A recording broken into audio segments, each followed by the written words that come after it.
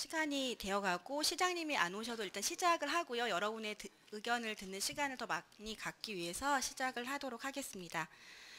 약속한 시간이 되었습니다. 지금부터 서울특별시 사회복지사 협회가 주관하는 박원순 복지시장과 함께하는 사회복지사 청책 워크숍을 시작하겠습니다. 저는 사회를 맡은 서울시 사회복지사 협회 정책위원회 부위원장으로 활동하고 있는 이화여자대학교 성산종합사회복지관 심정원 관장입니다. 반갑습니다.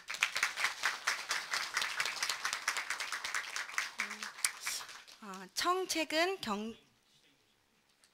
네, 시장님 오셨습니다. 네, 박수로 맞아주시면 감사하겠습니다. 바쁘신 일정 속에서도 시간을 맞춰서 와주셔서 감사합니다. 네, 이쪽 앞에 자리로. 네.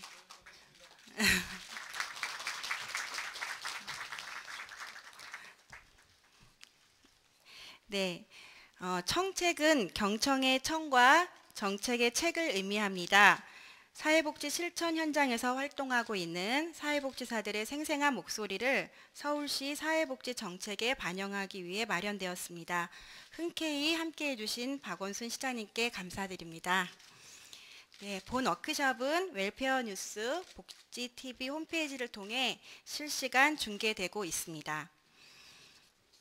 먼저 서울시 사회복지사 협회 임성규 회장님의 인사 말씀이 있겠습니다. 안녕하세요. 전 요즘 기분이 매우 좋습니다. 지난주 금요일 날도 제가 평소에 뵙고 싶었던 사회복지 현장의 사회복지사들하고 그토록 뵙기 힘든 시장님을 금요일 날 뵙고 다시 또 월요일 날도 이렇게 또 만나 뵙게 돼서 정말로 기쁩니다. 지난 10월 26일 날 그 재보궐선거 때 서울시 사회복지사 협회가 공개적인 지지 선언을 했습니다. 사회복지계에 정말 없었던 일이었죠. 서울시 사회복지사 협회가 시장님을 공개적 지지를 선언을 한 것은 저희들이 이제 그 사회복지계에서 사회복지시설 연대에서 7가지 정책을 만들었고 저희들이 두 후보에게 제안했을 때 박원순 그때 시장님 후보는 저희가 제안한 것들을 넘어서서 또 이렇게 받으셨죠. 그리고 저희들이 가장 지지 선언을 한 큰 이유는 뭐냐면 지금까지의 사회복지의 환경들을 바꿔낼 수 있다라고 하는 확신 때문에 사실 지지 선언을 한 겁니다. 지금까지 사회복지 정책은 어떻게 됐습니까? 시장님이 생각하고 서울복지재단에서 정책을 생산해내고 그리고 시 당국이 기관장님이나 시설의 간부들을 불러서 사업 설명을 하고 공문으로 내려가면 서울에서 사회복지 시책들이 시행되는 거였죠. 이런 식의 갑과 을의 관계 속에서 진행됐던 사회복지의 환경들을 바꿔내야 되겠다는 생각으로 지지선언을 했고요. 지지선언을 한 결과 오늘 이렇게 또 다른 환경들을 만들어내는 그런 자리까지 오게 된 것 같습니다. 어떻습니까? 이제 시장님도 옆에 계시고요. 공무원들도 옆에 이렇게 계십니다.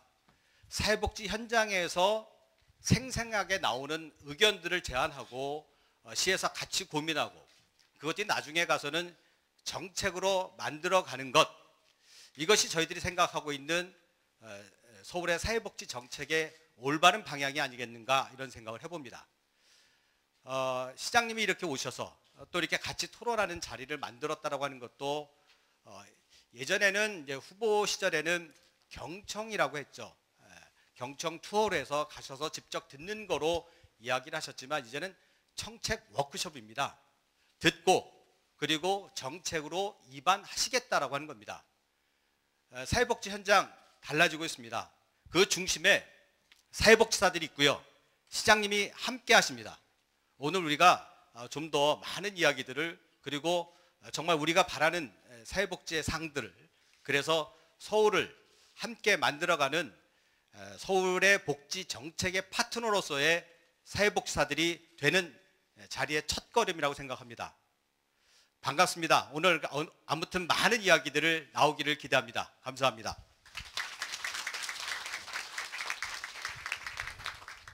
네, 여러분이 준비하신 여러 의견들을 듣기 전에 그래도 시장님의 인사의 목소리는 듣고 시작해야 되지 않나 싶습니다. 시장님 말씀 부탁드립니다. 예, 이쪽에 있는 게 편하시겠다. 예, 네. 우선 당선 시켜주셔서 고맙습니다. 네. 근데 당선만 시키면 뭐합니까? 책임을 끝까지 지셔야지. 그러니까 다음에는 이런 사람 당선시켜놨더니 정책이 엉망이 됐다 이런 말씀 여러분은 하실 자격이 없습니다. 왜냐하면 함께 만들어가야 되니까. 그렇게 보면 우리 사회복지사 협회도 의용단체 다 된 거죠. 네, 저는 그 세상이 아주 크게 변하고 있는데요. 그 변화의 핵심 중에 하나는 정부와 기업과 이런 시민사회, 민간이 그 벽이 허물어지고 함께 많은 것을 고민하고 실천해가는 그런 세상이 됐다는 겁니다. 저는 그 유엔의 유엔 여러 그 행사에 또는 회의에 가봤는데요. 물론 유엔은 유나이티드 네이션스 정부 간 연합이잖아요. 그럼에도 불구하고 전 세계 인권 관련 단체들이 와서 비록 정부 대표들은 좋은 의자에 앉아 있고 저희들은 좀 이런 어깨 아픈 허리 아픈 이런 의자에 앉아 있지만 그래도 여전히 그 회의에 발언권이 있습니다. 인터벤션 권한이 있습니다. 그리고 그것은 속기록에 다 적힙니다.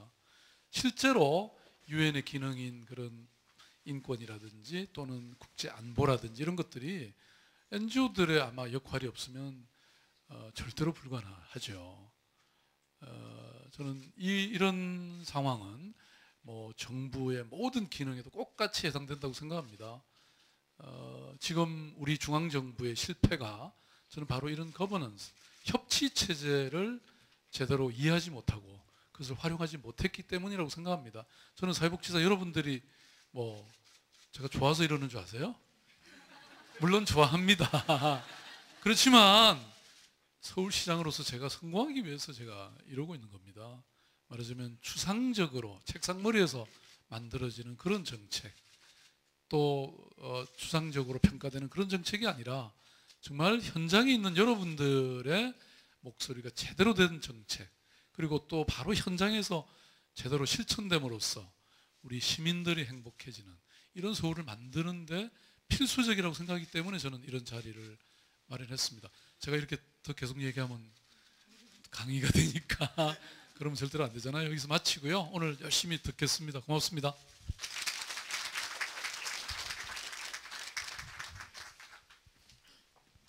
네, 감사합니다. 청책 워크숍 첫 번째 순서로 먼저 4가지 의제를 준비하였습니다. 네 분께서 발표는 7분 정도씩 해주시고 이후에 서울시 의견을 듣는 순서를 갖도록 하겠습니다. 시간을 지켜주시기 바랍니다. 첫 번째 의제는 서울시 사회복지 분야 패러다임 전환을 위한 구상입니다. 발제자는 서울지역자활센터협회의 서희정 사무국장입니다. 박수 부탁드립니다.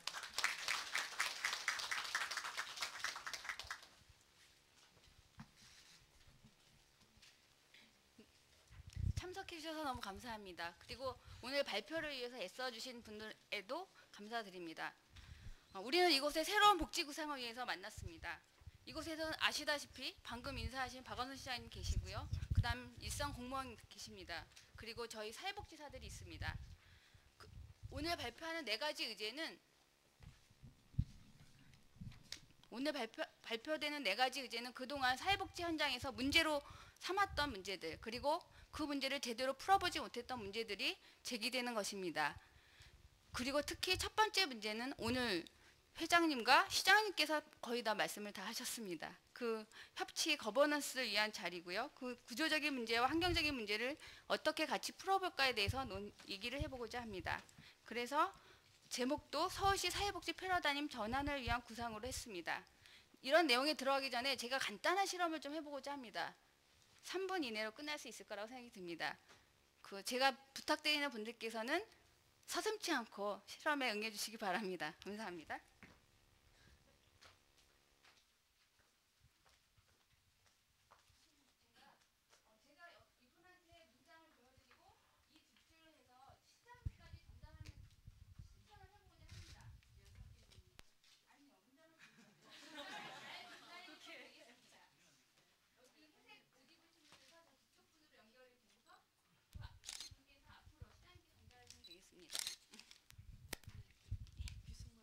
예, 귓속말로 하시는 거죠?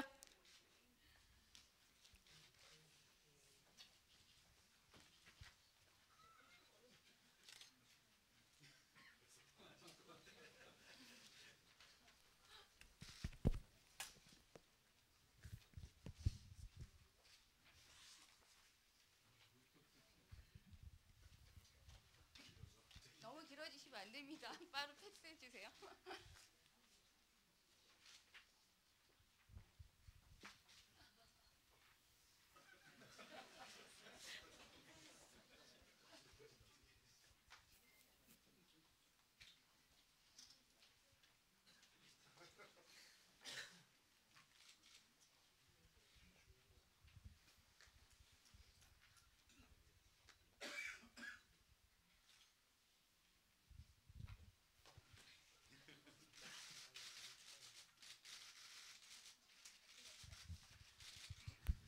바다의 남탕에 가서 물고기를 잡으라고요?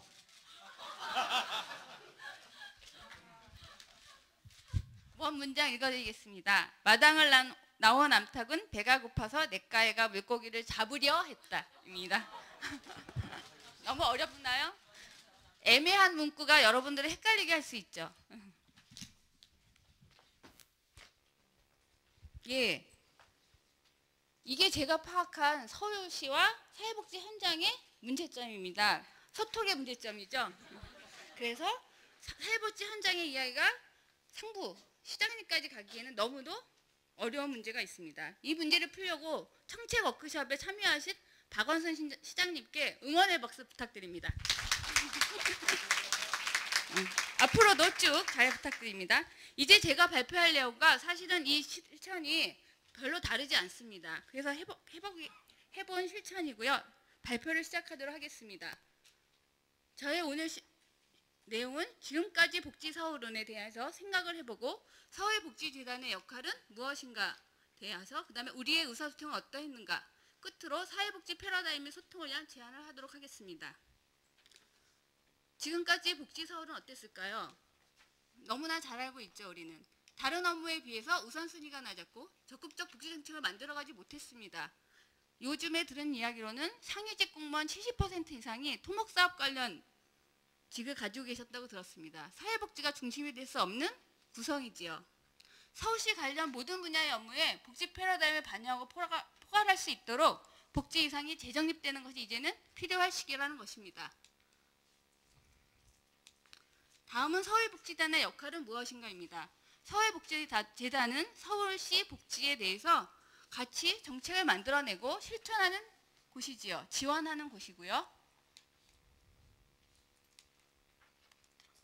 서울시장의 공약 사업을 실현하는 기구가 되었다는 현장의 목소리가 큰 상황입니다. 그럼에도 불구하고 지금까지 그 이외의 예를 들어드리면 서울시청에서 서울시 담당 부서에서 요구하는 연구 결과 내에 첨언하거나 수정하는 내용들이 있었다고 들었습니다. 아니, 그 사례를 제가 직접 보기도 했습니다.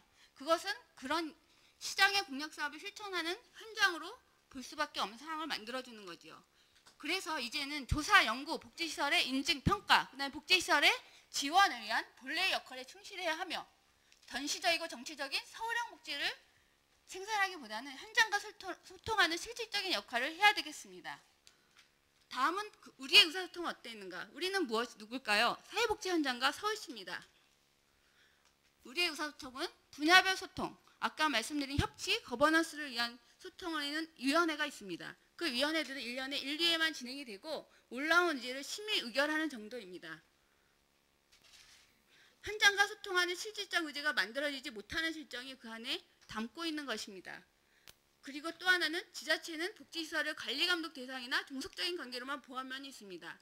보조금을 지원하기 때문에 지도감독을 해야 되고 지도감독을 받는 것은 당연하나 그러나 종속적인 관계는 아닌 것이죠. 이제는 앞으로 그렇게 종속적인 관계가 아니라 서울 시민의 고민을 같이 풀 수 있는 소통을 장을 열어서 같이 만들어 나가는 관계가 되어야 되겠습니다.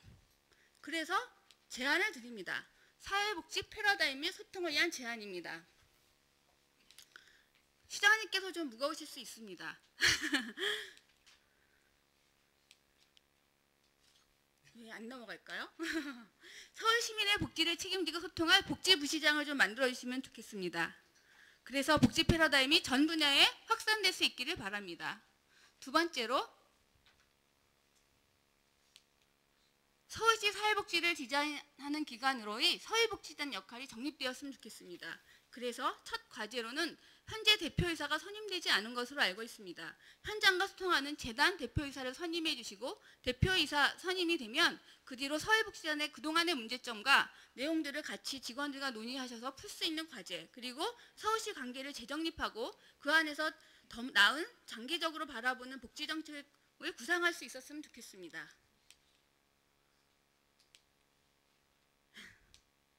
다음은 현장의 의견을 실효성 있는 내용으로 만들 수 있는 소통창구입니다. 아까 말씀드렸던 그 각 위원회들이 있습니다. 그 위원회들이 이제는 더 현장, 학계, 시민사회와 서울시가 논의하고 합의하는 사회복지 전 분야의 소통창구인 위원회가 되었으면 좋겠습니다.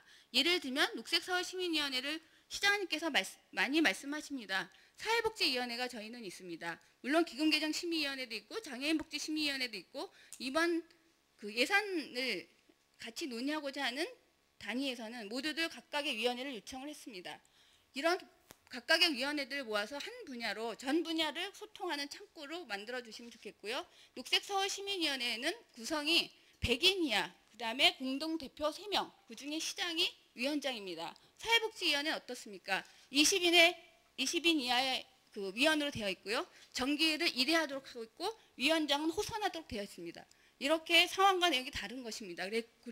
더군다나 민간에서 사무국도 꾸려서 같이 진행할 수 있도록 하는 것이 녹색서울시민위원회입니다. 물론 그 안에는 문제가 있습니다. 시장이 어떻게 그 위원회를 활용하느냐에 따라서 사실은 권한이 작아지기도 하고 커지기도 했던 사례들이 있습니다. 이런 것들을 보완한 새로운 위원회가 만들어지기를 바랍니다. 여기까지는 저의 제안인데요. 저희 같이 논의하고 만든 제안인데 이 제안은 여기 계신 분들과 아까 시장님께서 말씀하신 대로 시장님과 공무원과 사회복지 현장에 계신 분들이 실천하기 위해서 같이 논의하시고 노력하셔야 된다고 생각합니다. 예, 끝까지 들어주셔서 감사합니다.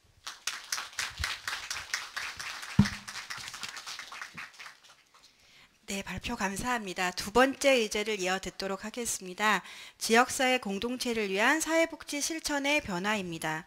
발제자는 가양호 종합사회복지관 한순미 과장입니다. 박수 부탁드립니다.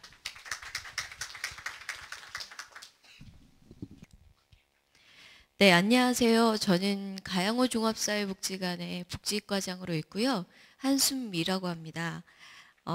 발표자 중에 제일 어리거든요. 그래서 굉장히 많이 부족한 모습으로 섰습니다. 많은 이해를 부탁드리겠습니다.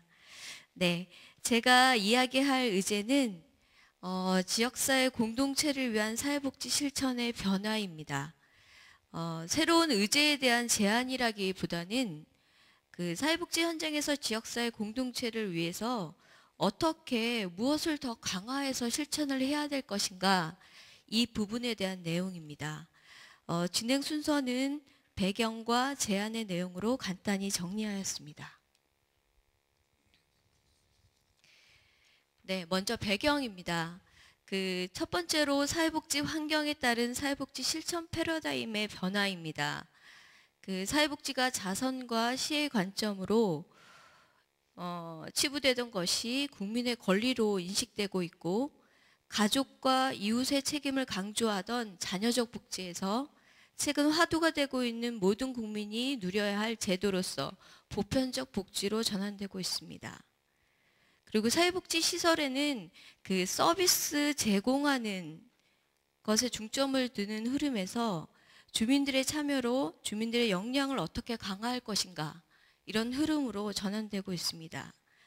이로 인해서 주민을 서비스 대상으로 그 역할을 제한하는 것이 아니라 어떻게 하면 주체로 세워내서 그들에 의한 변화를 움직일 것인가, 이런 실천 패러다임의 전환은 사회복지 실천을 보다 능동적으로 변화하는 흐름으로 이어지고 있습니다.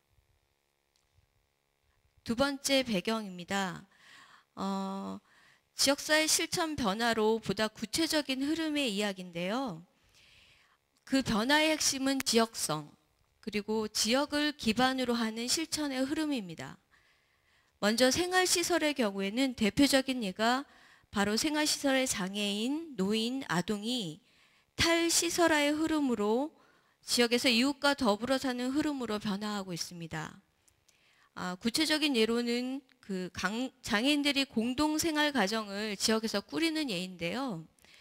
서울에서는 교남 소망의 집이 있는 걸로 알고 있습니다. 그래서 그 지역에서 당당한 주민으로 주민들과 어우러져 사는 모습을 볼 수 있고요. 그래서 결국 고립되어 지내기보다는 지역사회에서 함께 주민으로서, 사회인으로서 생활하는 흐름입니다. 두 번째는 지역사회 그 이용시설인데요. 그 이용시설의 첫 번째 원칙은 지역성입니다. 그렇기 때문에 주민의 참여를 이끌어내서 주민의 가치 있는 활동을 조직하고, 그리고 지역사회 내 다양한 네트워크 기관과 상호작용하고 연대하는 것이 중요합니다. 이러한 과정을 통해서 보다 큰 지역사회의 훌륭한 파트너로서 그 역할을 하는 흐름을 갖게 되는데요. 대표적인 경우가 도봉구의 방학골 복지관, 마포구의 이대성산 복지관, 그리고 은평구의 서부장애인 복지관이 있습니다. 특히 이 단체들은 지역사회 다른 단체와 함께 그 풀뿌리 시민단체와 연대해서 지역사회의 대안적 변화를 위해서 함께 모범적으로 실천하고 있는 사례라 할 수 있습니다. 지역사회에 존재하는 한 사회복지 시설은 그 개방 체계로서의 전환이 중요하고요. 그리고 지역사회에서 다양한 단체와 네트워크하면서 더 큰 변화를 함께 모색하고 참여하는 역할을 이후에 어떻게 실천할 것이냐, 이것이 굉장히 중요한 화두라고 생각합니다. 세 번째 배경은 박원순 시장님의 복지정책입니다. 박원순 시장님 역시 그 시혜가 아닌 권리로서의 복지, 미래를 위한 투자로서의 복지를 강조하셨고, 특히 마을 공동체 복원 사업을 위한 사회혁신 특별기구를 두어서 마을 만들기의 중요성을 강조하고 계십니다. 지난달이었던가요? 최근 11월 26일에는 마을 공동체 만들기를 위한 서울시의 풀뿌리 시민단체들이 모여서 그 모형을 위해서 함께 TF팀을 꾸린 상황입니다. 그래서 이제는 마을 단위의 대안적 운동이 현장에서 굉장히 중요한 흐름으로 부각되고 있습니다. 네, 지역사회 공동체 만들기를 위한 지향을 몇 가지로 정리해 보았습니다. 첫 번째는 그 주민들의 자발적이고 능동적인 참여가 가장 중요하다는 것입니다. 그래서 이를 위해서는 생활 밀착형의 이슈들을 가지고 주민을 조직하고, 그리고 주민 조직이 그 지역사회의 그 토대가 되도록 만드는 역할이 중요할 것입니다. 두 번째는 마을 단위로 작게 쪼개져서 실행하는 구조여야 합니다. 그 동단위의 작은 마을 만들기가 보다 더 많은 주민들이 참여할 수 있도록 이끌어낼 수 있고, 아울러 관 사회복지시설, 시민단체, 여러 주민조직들이 모두 모여 머리를 맞대고 논의할 수 있는데 훨씬 효율적입니다. 세 번째는 지역사회 공동체 만들기를 위해서는 보다 장기적이고 과정을 중요시하는 흐름으로 진행되어야 되는 것입니다. 단기적 프로젝트성으로 되면 주민들이 참여하는 과정, 논의하고 소통하고 합의하는 과정이 가시적 성과물에서 이렇게 눌려서 보다 형식적으로 이렇게 치우칠 수 있는 한계를 갖게 됩니다. 네 번째는 민간의 거버넌스 활성화이고 서로 다른 관점과 입장을 조정하고 합의하는 역할이 중요하다는 것입니다. 네, 이런 배경의 흐름 하에서 제안을 몇 가지 드리도록 하겠습니다. 그 사회복지 실천의 변화 제안 첫 번째입니다.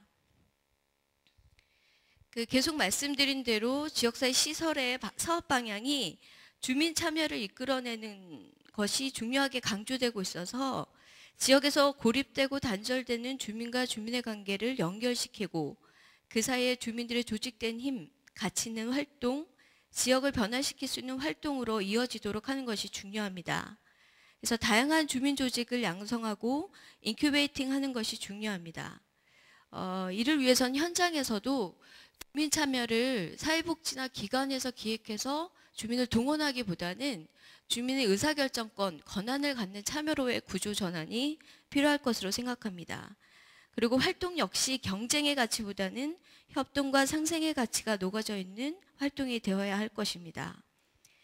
결국 권한을 가진 주민 참여를 어떻게 이끌어낼 것이냐가 사회복지 시설이 지역사회 공동체에 어떻게 참여할 것인가와 연관된 가장 중요한 문제라고 생각됩니다. 두 번째 제안입니다. 교육훈련 체계에 대한 지원입니다.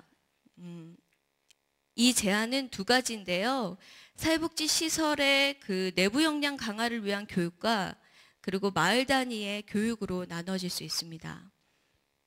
그 사회복지 시설이 그 지역사회 공동체 만들기에 참여하기 위해서는 마을을 한 단위로 고민하는 관점 전환과 사회적 관점, 또 교육, 환경, 대안적 사회경제, 협동조합 방식 등 다양한 영역의 학습과 훈련이 토대가 되어야 할 것입니다. 이와 별도로 마을 만들기 위한 여러 가지 단체들이 함께 모여서 마을의 공동비전을 세우고 이 공동비전을 실천하기 위한 학습과 세미나, 이런 과정에 교육훈련 체계에 대한 지원이 필요합니다.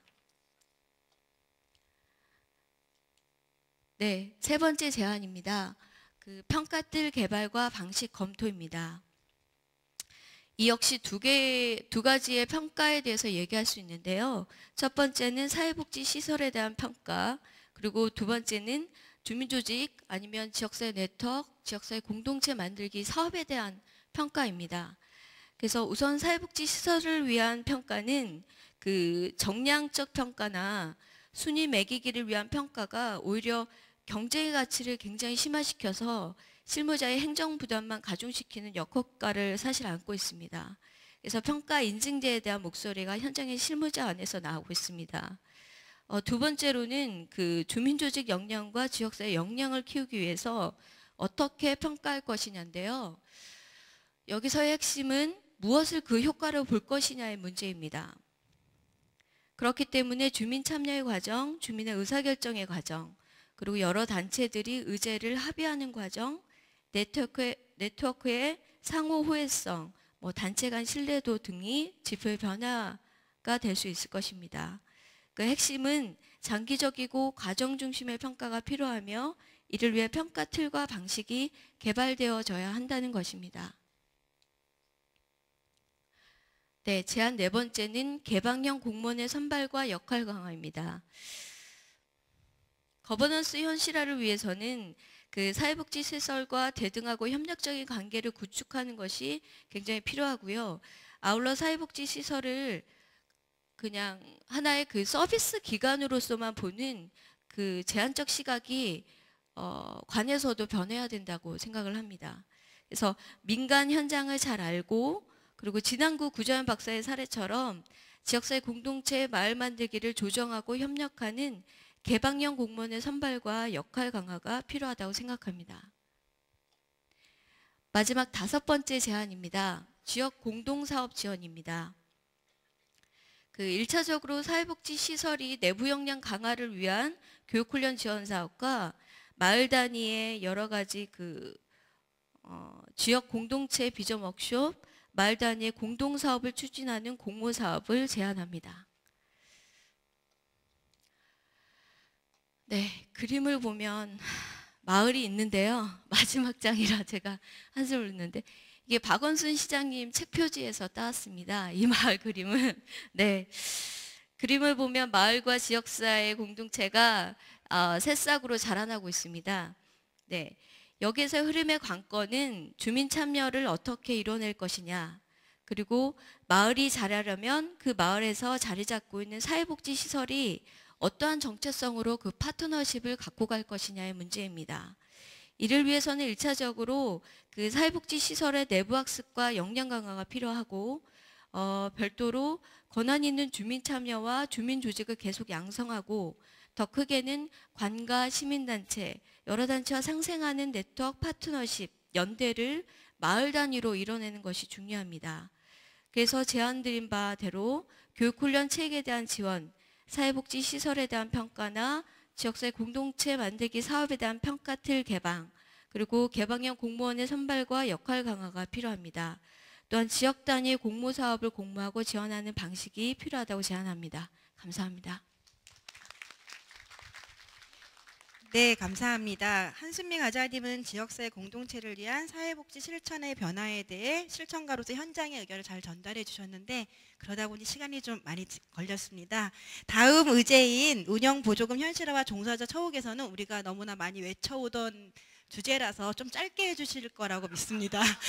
그러면 세 번째 의제는 사회복지시설 운영보조금 현실화에 대하여 한국사회복지관협회 신영규 사무총장님께서 발표해 주시겠습니다. 박수 부탁드립니다.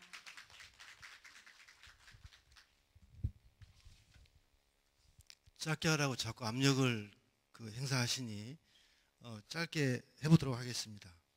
이건 건가요? 네. 사회자께서 말씀하셨던 것처럼 진부한 얘기입니다.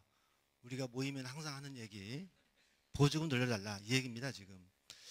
근데 이제 거기에는 이제까지는 사실 우리가 막연하게 보조금이 확충이 필요하다라고 하는 거였고요. 일정 부분 논리가 좀 박약했던 측면이 있습니다. 근데 저희가 이제 오늘 논의하는 것은 모든 시설을 다 포괄하여 의견을 담아가지고 낸 것은 아닙니다만은 소통이 가능한 일부 시설만이라도 저희가 간단하게 꼭지를 나눠서 잠깐 말씀을 드리려고 합니다.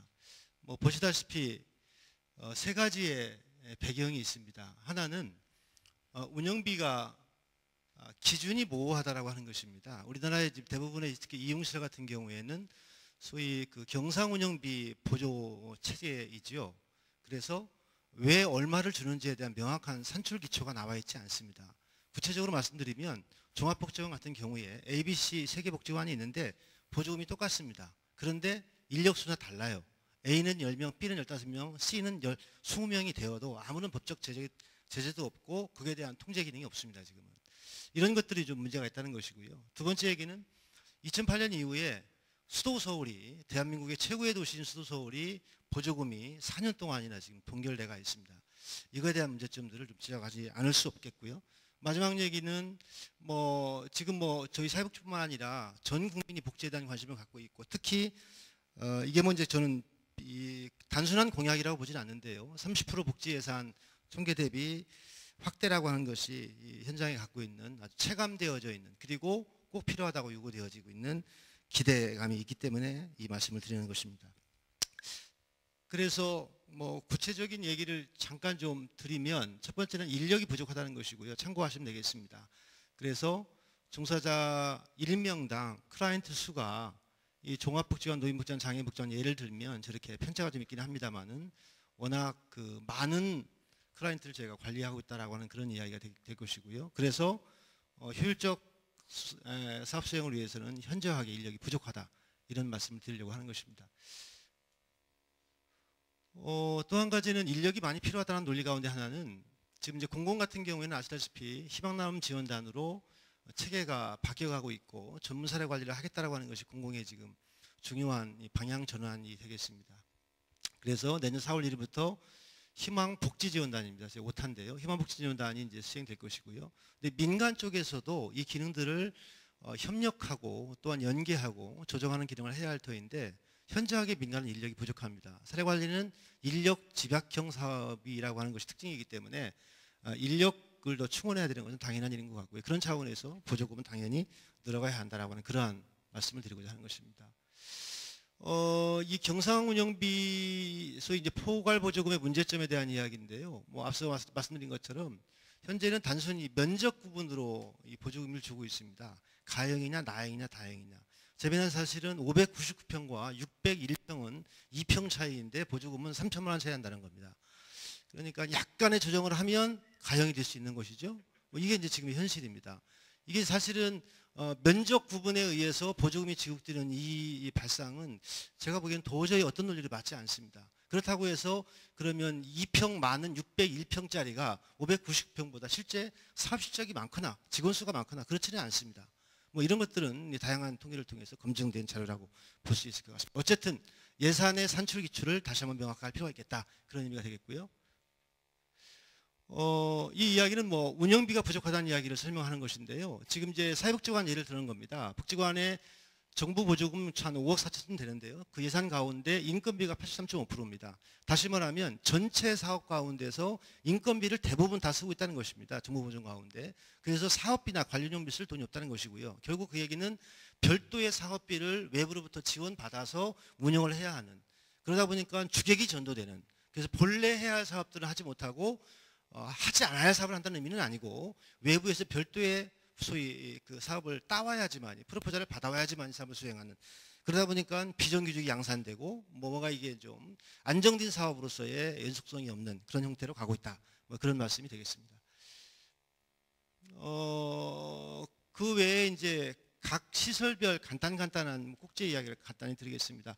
아동생활시설 같은 경우인데요. 현재 정원이 50인으로 법적 기준이 되어 있는데 서울시 같은 경우에는 지방비 지원 기준이 70인 이상을 일명으로 하고 있는 비현실적 기준을 갖고 있다는 것이고요. 아동보호 전문 기관 같은 경우인데요. 서울시 7개소가 있다고 운영되고 있습니다. 근데 1개소당 24만 7천 명이라고는 어마어마한 사람의 클라이언트를 관리하고 있다는 것이고요. 또 재미난 것은 그 복지부는 월 223만 원을 책정하고 있는데 서울시만 독특하게 전국에서 최하위로 114만 5천 원을 인건비를 지원하고 있다고 하는 사실이고요. 또 위험수당 등 뭐 특별한 수당 개념도 서울시만이 없는 특이한 구조를 갖고 있습니다. 노숙인 시설 같은 경우에는 1인당 3만 1천 원, 3만 7천 원까지의 차등 지원을 하고 있는데 저희 예산은 실제 인건비와 운영비도 제대로 잘 되어지지 않는 그런 형태의 예산이고요. 실제 노숙인 복지시설이 최근의 트렌드가 단순히 인건비만 지원하는 것이 아니라 프로그램으로 뭔가 자화를 극복해야 되는데 프로그램비가 전혀 없다라고 하는 것이고요. 아직까지도 노숙인 복지시설에는 호봉제가 적용이 안 되고 있는 비현실적인 그러한 상황이 되겠습니다. 한번복지시설 같은 경우에는 시설 입소 가족 가운데서 비수급권자들이 꽤 있는데 그분들과 수급권자의 차등이 지금 발생하고 있는 것이고요. 그렇기 때문에 실제의 생계비나 의료비 같은 지원들이 비수급자에게 지원되지 않아서 발생하는 문제가 있다라는 말씀을 드릴 수 있습니다. 그래서 이제 보조금의 지원 방식이 바뀌어야 한다라고 하는 제안을 드리는 것인데요. 이게 이제 오늘 제가 말씀드리는 얘기의 핵심입니다. 인건비 사업비 관련비로 이 종합사회복지관을 비롯한 이용시설들도 소위 포괄보조금에서 항목별 보조금으로 전환해달라는 것입니다. 그래서 인건비를 산출할 때는 당연히 인력 최저 배치 기준이 새로 마련돼야 할 것이고요. 관련된 내용들은 참고하시면 되겠습니다. 두 번째는 그 앞서 말씀드린 이제 소규모 생활시설뿐만 아니라 이 생활시설의 전반적인 지원 단가가 개선돼야 할 것 같고요. 이런 것들을 위해서 서울시가 정책적으로 이 서울시에 있는 모든 산하 시설들을 예산 현실화를 하기 위한 하나의 TF 같은 것들을 좀 구성해서 좀 연구하고 또 그래서 2012년도에는 뭔가 실제 얼마를 어떻게 어느 정도의 양을 지원해야 합리적인 것인가에 대한 논의를 할 수 있는 구조를 만들어 달라 그런 얘기가 되겠습니다. 안 넘어가죠? 예. 기타 제안을 두 꼭지만 말씀드리겠습니다. 하나는 뭐 그렇게 중요한 문제가 아닌 것 같이 느껴지긴 합니다만은 저희 입장에서는 중요합니다. 상하수도 요금 문제입니다. 웬 뜬금없이 상하수도 문제냐? 지금 현행은 그 장애인 시설하고 군부대에만 적용되고 있는데요. 이것은 이제 모든 사회복지시설에 확대 적용했으면 좋겠다는 의견입니다. 그 근거가 없는 것은 아니고요.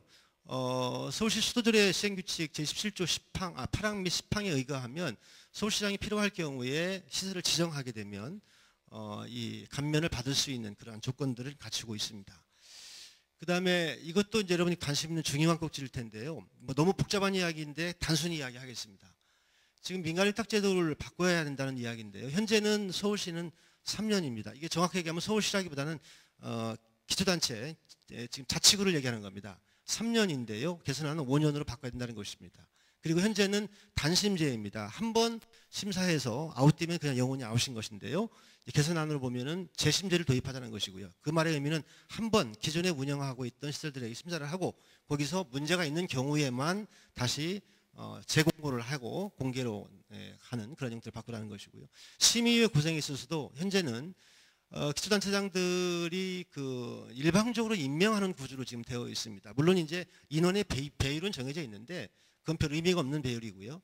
단체장들이 정치적으로 필요한 분들만 인선하여 구성되어 있는 이런 구조를 바꿔야 된다는 것이고, 그래서 지역사회 내에 있는 다양한 복지 주체들이 참여할 수 있는 그런 형태의 심의위원회가 구성돼야 한다는 것입니다. 그래서 정치적으로 악용되지 않고 전문성이 축적되고 할 수 있는 그러한 시설의 위탁 제도가 개선이 필요하다고 생각이 되어집니다.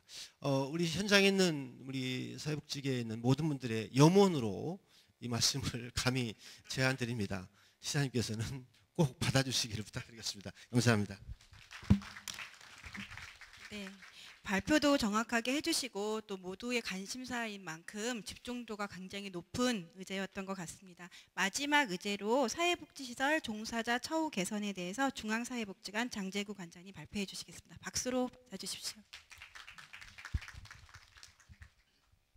예, 처우 개선 문제는 여러 번 반복되고 진행되는 거기 때문에 뭐 이렇게 특별한 사항들은 없습니다. 이 자리 맞이하면서 좀 기억나는 게, 저희가 2002년도에 전국의 사회복지 시설 종사자들이 그 보건복지부 사이트에서 50일간 그 처우 개선과 근로조건 개선을 요구하면서 시위를 한 적이 있습니다. 지금 2011년이니까 올해로 이제 총 10년이 진행이 됐습니다. 이러한 부분들이 이제 배경인 것 같고요. 우선 그 사회복지 시설 종사자는 뭐 지역 단위의 사회복지 전달 체계의 최일선에서 근무하고 있기 때문에 아무리 복지 예산이 늘어난다 하더라도 종사자들이 행복하지 못한다라면은 어떻든 받아들이는 분들도 받는 분들도 행복하지 못한 부분들이 있을 것 같습니다. 그러한 부분에서 사회복지 종사자는 지역 복지 전달 체계의 핵심적인 역할을 수행하고 있다라고 할 수 있고요.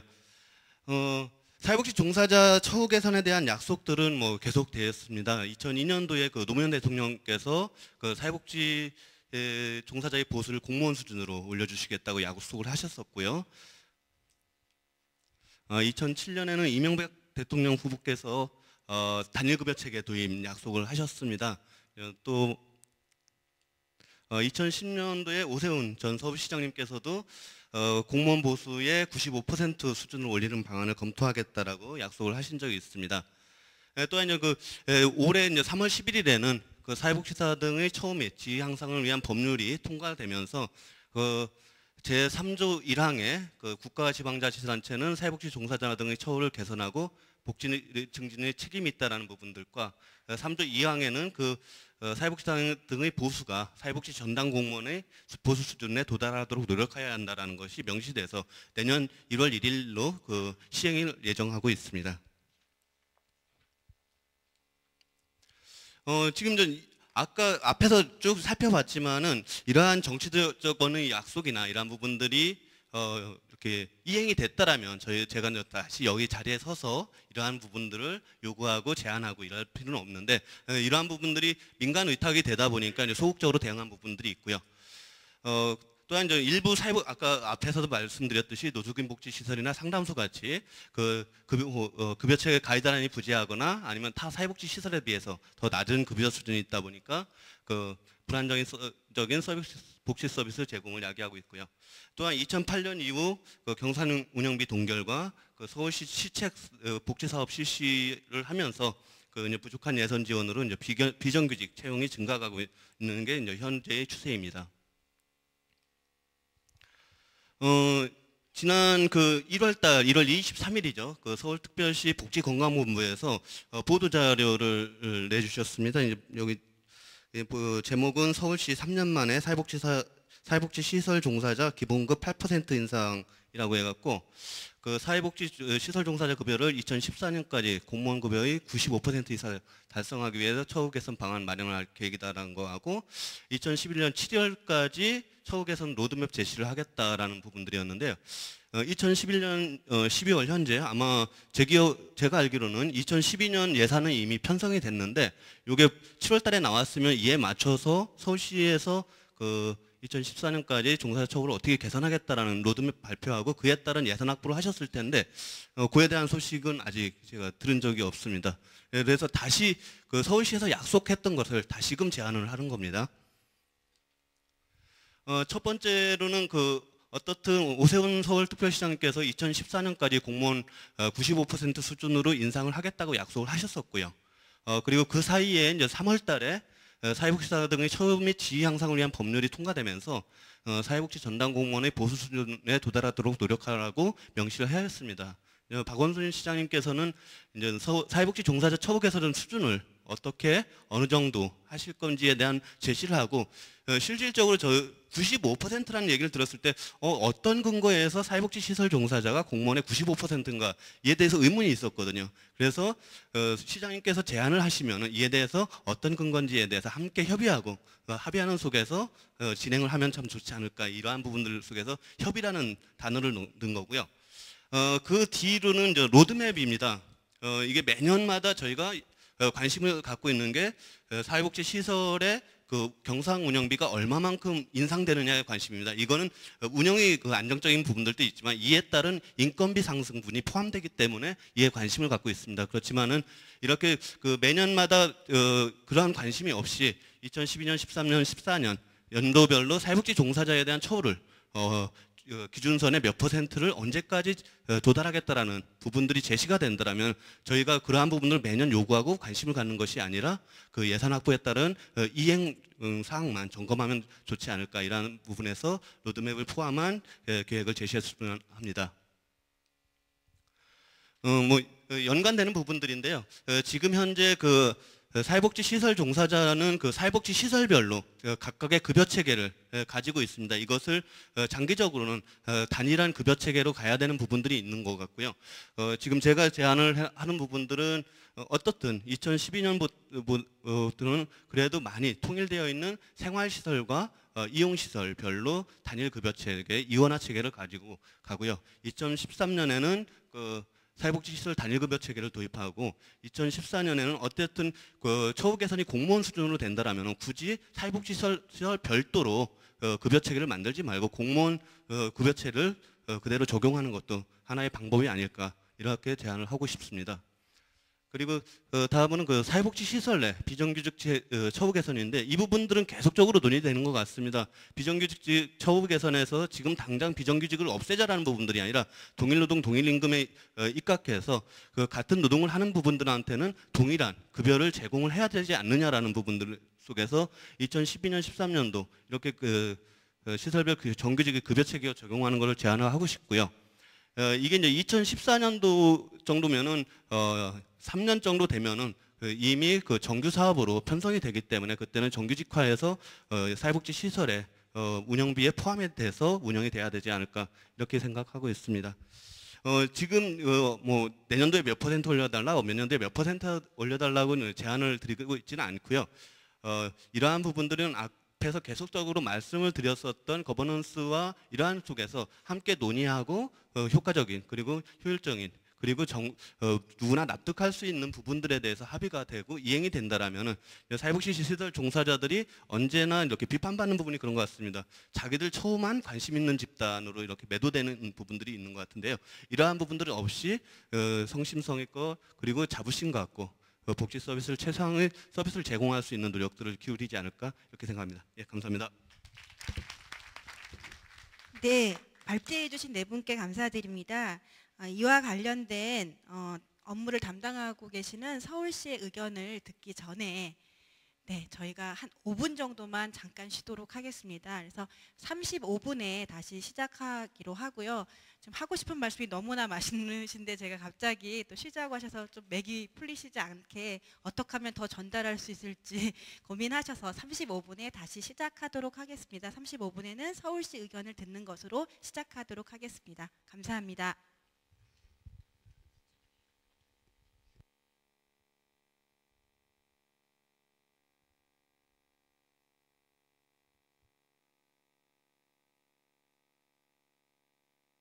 네, 앞서 발표해 주신 4가지 의제와 관련하여 서울시 복지건강본부 시설법인팀장 김홍기 팀장님께서 서울시 의견을 전달해 주시려고 합니다. 네, 참여자들의 복지를 생각해서 5분 휴식 시간을 드렸으니 이제 집중해 주시기를 바랍니다. 네, 그러면 박수로 이번에도 서울시 복지건강본부 김홍기 팀장님을 만나보도록 하겠습니다.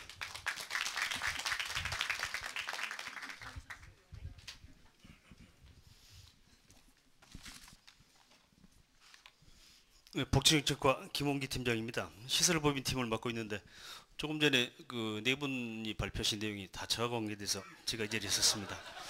사실은 오늘 그 시장님 모시고 하는 그 소통 행사에 그 복지건강본부장이나 이제 간부들이 참석을 해야 되는데요. 지금 우리 과장급 이상 간부들은 그 시의회에서 예산을 지금 방안하라고 열심히 노력하고 있습니다.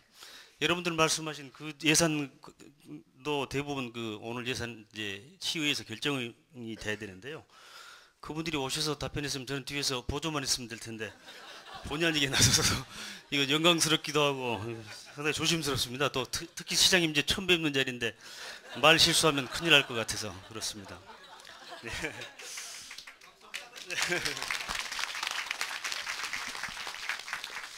먼저 그 서희정님이 발표 아까 제안하신 부분도 말씀드리겠습니다. 먼저 그 복지부시장 관계를 말씀하셨는데요.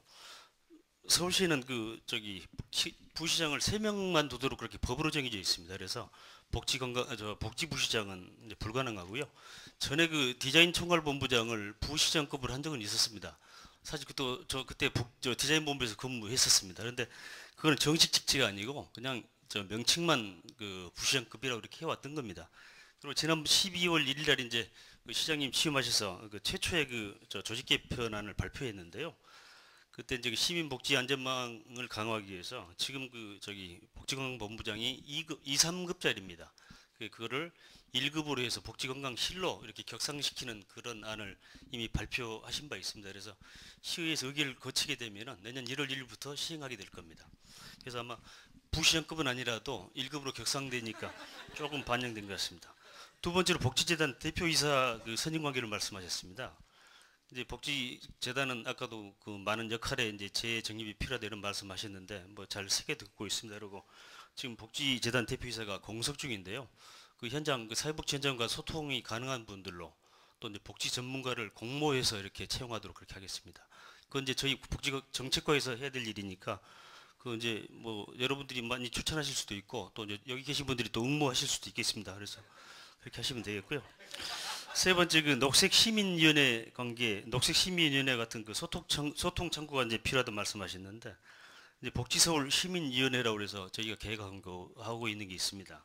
그 이제 앞으로 녹색시민위원회 같은 그런 사무국 그러니까 그 기획조정위원회가 있고 그 밑에 분과위원회가 있고 또 이제 사무국이 있는 그런 제도를 구성하고 있어서 아마 같이 이제 협의해 나가면은 여러분들이 그 구상하신 바와 같은 그 합일점을 찾을 수 있지 않을까 그렇게 생각합니다.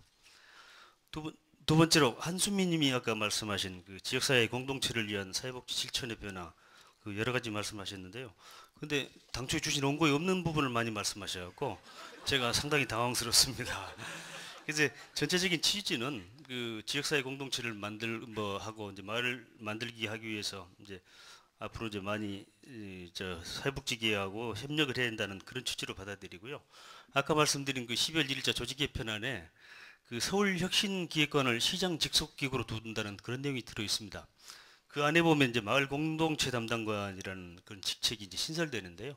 아마 거기서 이제 여러분들이 말씀하신 그런 부분들을 총괄하게 될 거고 아마 저희 복지 부분에도 이제 거기에 이제 일조해서 같이 협력해 나가지 않을까 그렇게 생각됩니다.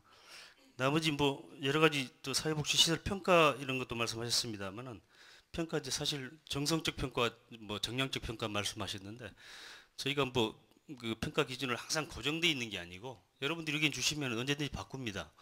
뒤에도 말씀드리겠습니다만은 뭐 그 정책이라는 게 영구 불변한 게 아니기 때문에 여러분들이 제안하시면 또 그걸 지표로 반영해서 이렇게 반영할 수 있겠습니다. 여러분들은 올해 저기 발표하셨지만 제가 똑같이 40분을 하면 안 될 것 같아서 지금 간단하게 말씀드리는 겁니다. 세 번째 신용규님께서 그 사회복지시설 운영 보조금 현실화 관계를 말씀하셨는데요. 뭐 아까 말씀하신 건 다 구구절절 옳습니다. 서울시가 지원하는 그 보조금들이 어떤 일정한 기준이 없이 이렇게 모호하게 했다는 그런 부분엔 저도 동감합니다. 근데 이게 저도 이제 온지 얼마 안 됐지만 옛날을 거슬러 가 보니까 복지시설 보조금 자체가 처음에 시작할 때 어떤 구체적인 기준에 의해서 한 게 아니라 이제 처음에 뭐 한 1억 정도 줬겠죠, 종합사회복지관 같은 경우. 근데 이제 그 다음에 또 여러분들이 또 시의회 로비를 하고 해서 조금씩 올리고 이렇게 해서 지금은 뭐 꽤 많이 올라갔습니다만 그랬기 때문에 이런 기준 자체가 없는 겁니다. 여러분도 뭐 잘 아시겠습니다만은 사회복지관에 지금 정원이 없지 않습니까? 정원이 책정되어 있지 않은데 적정한 인건비를 어떻게 산출합니까? 정원 책정이 먼저 돼야 됩니다. 또 종합사회복지관의 기능이 또 정립돼야 됩니다. 종합사회복지관이 옛날에 그 만들었을 때 그때 취지하고 지금 많이 환경이 달라졌지 않습니까? 지금은 심지어 그 동주민센터하고도 프로그램을 가지고 경쟁해야 될 그럴 입장 아닙니까? 그래서 이거는 기능 재정립하고 이제 저기 적정한 정원 산출 이런 게 선행돼야 그 다음에 이제 인건비가 얼마나 들어갈 것인가 하는 그런 문제가 결정되겠고요. 그 다음에 운영비 예산 이제 현실화 말씀하셨는데 당연한 말씀입니다. 한 4년 동안 보니까 거의 동결돼 있고 인건비는 이제 작년에 8%, 또 내년에 이제 금년이죠. 8% 내년에 이제 5.7% 이렇게 계상해 놨는데 운영비 부분을 따로 편성 못 해드리는 건 사실입니다. 그런데 아시다시피 인건비와 운영비를 이렇게 분리해서 교부하면은 당연히 이제 지원해야 될 금액이 올라가게 높아지겠죠. 그렇기 때문에 지금 그 분리를 못 하고 있었는데 여러분은 줄기차게 지금 운영비와 인건비를 구분해라. 그러니까 인건비는 이미 어느 정도 올려줄 만큼 올려줬으니까 가만 놔도 올라갈 것 같으니까 운영비를 올려달라는 그런 얘기 같은데 당연히 그렇게 주장하시겠죠. 그래서 이것도 마찬가지로 뭐 사실은 이 여건이 허락한다면 재정 여건이 허락한다면은 시장님께서도 많이 올려드리고 싶겠지만은 또 우리 서울시정은 그것만 그 사회복지 분야 지출만 있는 거 아니지 않습니까? 그래서 좀 점진적으로 이제 요구를 하셔야 되리라 생각하고 운영비와 이제 그 운영비를 분리해서 구입하는 문제는 하여간 전향적으로 검토를 하겠습니다. 그리고 앞으로 이제 내년 1월 1일부터는 이제 임성규 회장님하고 전에도 말씀드렸습니다만 TF팀을 구성해서 아주 1년 내내 회의를 하고 이렇게 토론을 좀 해야 될 것 같습니다. 다른 것도 있지만 아까 신용규님 말씀하시는 것 중에서 상하수도 요금 지원 관계 말씀하셨는데요. 그건 조금 오해가 있으십니다. 장애인 시설하고 이제 군부대는 감면해 주는데 왜 그 다른 생활 시설은 감면 안 해주냐는 말씀하시는데 이건 이제 저희 소관이 아니고 상수사업본부하고 이제 소관이 되는데 그 자료를 받았습니다. 근데 무슨 얘기냐면은 지방공개법에 의해서 이제 그 독립재산제 원칙이 있기 때문에 만약 이쪽에서 저기 수도요금을 사회복지시설의 수도요금을 감면해 주려고 그러면은 우리 다른 회계에다 또 그만큼의 금액을 편성해서 상수사업본부에다 줘야 되는 겁니다. 그러니까 그 돈이 결국 서울시 돈이니까 이주머니에 돈 뽑아서 이쪽 넣는 거하고 같은 겁니다. 전 그렇게 들었습니다. 그래서 아마 이 문제는 그랬기 때문에 그 장애인 시설이나 군부대처럼 감면해달라는 그 주장은 예산을 부담 주체는 똑같기 때문에 쉽지 않다는 걸 말씀드리고요. 그 사회복지시설 그 윈탁 그 제도 개선에 관한 문제는 아마 여러분들 아실 겁니다. 서울시 문제가 아니죠, 이거는. 자치구에서 그렇게 저기 하고 있지. 서울시는 아주 투명하게 하고 있다고 그렇게 알고 있는데 아닙니까? 아니 그 자의적으로 이렇게 뭐 정치적으로 판단하고 그런 게 서울시에 있었습니까? 그럼 아마 여러분들이 말씀하신 거는 자치구의 그 입장이 대부분인 것 같고요. 단지 한 가지 그 위탁 기간 지금 3년을 5년으로 연장해 달라는 이렇게 이제 줄기차게 말씀하시고 이 문제에 대해서도 저도 이제 토의를 많이 했습니다. 그런데 이 문제는 사회복지 시설에 관한 문제가 아니고 우리 그 서울시 시설 전체는 그 행정사무 위탁에 관한 조례가 있어서 우리 기획조정시설 관리합니다.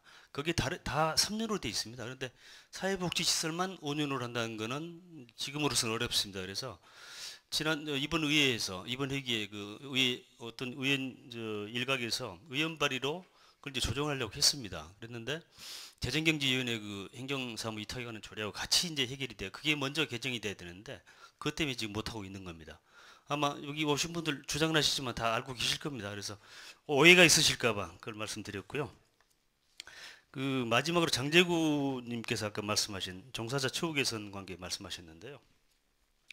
그 저기 복지재단에서 그 연구한 거 아까 7월달에 결과가 나와야 되는데 왜 그 로드맵을 제시하지 않느냐 이렇게 말씀하셨는데 사실은 그때 이제 1월 1일날 발주를 해서 7월달에 끝내려고 그랬는데 그게 발주가 늦어졌습니다.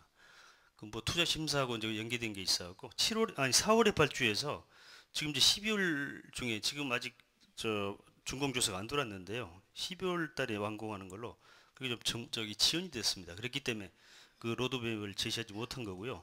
로드맵은 이미 제시했습니다. 2014년까지 공무원 95% 수준으로 하겠다고 했습니다. 근데 지금 아까 이제 그 95% 수준이 뭐냐, 그 기준이 뭐냐 이렇게 말씀하셨는데 정부에서 그때 100대 그 저 개혁 과제로 제시하면서 2015년까지 그 공무원 수준의 95% 수준으로 인상하겠다 그래서 저희는 서울시는 거기보다 1년을 정부보다 앞당겨서 2014년까지 95% 수준으로 하겠다 이렇게 이제 말씀을 발표했던 겁니다.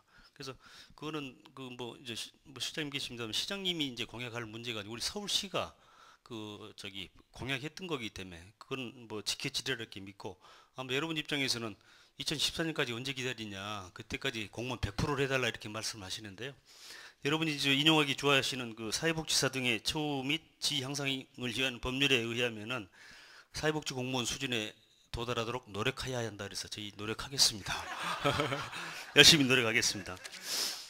그 다음에 급여 체계 개선 관계 이용시설과 이제 생활시설로 이원화해주고 나중에 이제 전체를 한계 체계로 가야 한다 이렇게 말씀하시는데 그것도 전적으로 옳다고 공감합니다. 근데 여기 이제 곽경희 사무국장 계실 겁니다만은 그 저기 이용시설 중에서도 종합사회복지관, 장애인복지관, 노인복지관을 이렇게 통합하는 것도 쉽지가 않습니다. 그래서 저 입장에서는 그 아주 그 실타래처럼 얽혀 있는 거를 이제 여러분들이 이렇게 조정을 해서 가져온다면은 그걸 가지고 저희 또 관련 부서하고 또 협의를 해야 됩니다. 협의를 해서 여러분들이 원하는 것, 아니 당연하죠.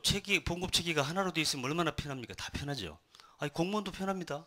공무원님이 그거 불편해서 하는 게 아니라 워낙 낱마처럼 얽혀 있기 때문에 그걸 풀기가 어려운 겁니다. 그래서 그런 문제는 앞으로 이제 뭐 계속 협의해 나가서 좋은 의견 주시면 그대로 수렴하겠습니다. 마지막으로 그 비정규직 문제를 말씀하셨는데요. 비정규직 문제는 사회복지 시설만의 문제는 아닌 것 같고요. 이거는 이제 우리 시 모든 분야가 관계되니까 사실 개인적으로는 저희가 직접 채용하지 않고 사회복지관에서 우리 위탁처에서 하는 그 비정규직까지도 서울시가 책임져야 되는 그런 의구심이 없지 않습니다. 그런데 이제 시장님께서 이제 그런 공약을 하셨던 걸 갖고 그다음에 우리 경쟁력본부에서 그걸 전체적으로 이렇게 검토를 하고 있으니까 그 같은 맥락으로 가야 될 것 같습니다. 사회복지시설만 따로 이렇게 갈 수는 없을 것 같으니까요. 사실 뭐 저기 간단하게 말씀드렸습니다는 저도 좀 신중하게 말씀드리느라고 좀 더 깊이 있는 말씀을 못 드렸고요. 다음 기회에 좀 더 말씀드리도록 그렇게 하겠습니다. 감사합니다. 네, 답변 감사합니다. 네, 사실은 뭐 여기서 답 해결을 할 수 고 넘어갈 수는 없는 문제라서 그리고 앞으로 그 진행 발언, 그러니까 얘기하고 싶은 분들이 많아서 그냥 진행을 할 수도 있겠지만 또 우리 회장님이나 발제자 분들 중에서는 추가 의견이 있으면 조금 기회를 드리는 것도 좋을 것 같습니다. 네, 회장.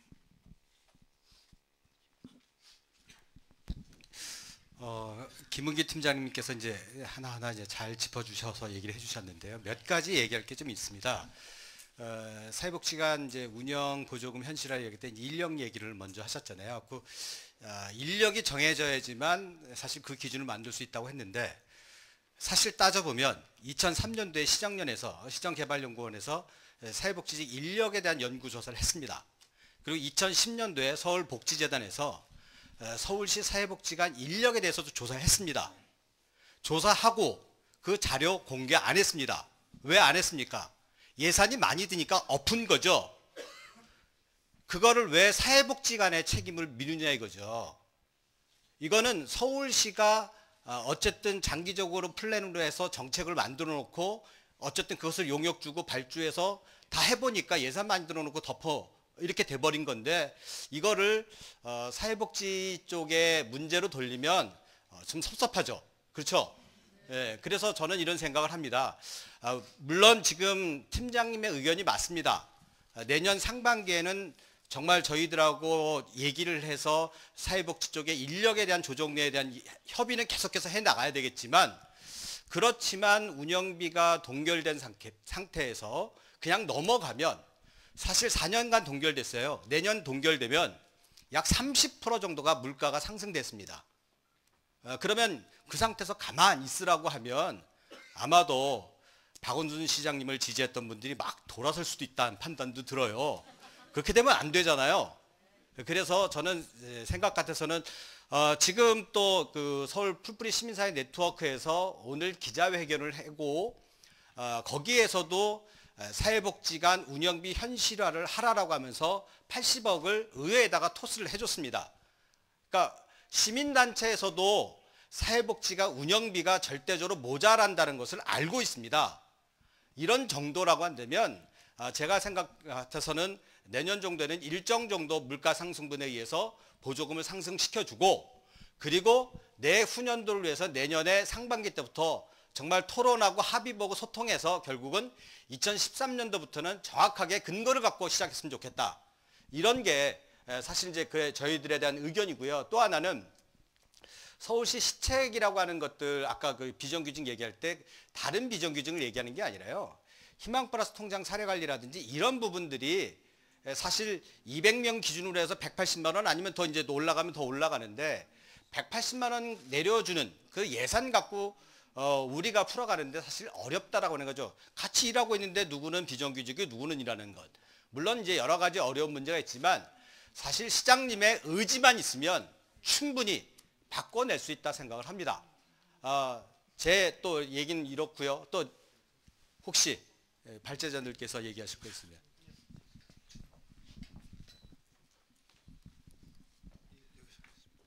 그 앞서 말씀하신 것 가운데 글쎄 뭐 저는 처음 뵀습니다만은 저희 사회복지 현장에서 이 논의하는 분들이 뭐 전혀 고민 없이 일방적으로 말씀하시는 것 같이 그렇게 말씀하셔서 좀 유감스러운데요.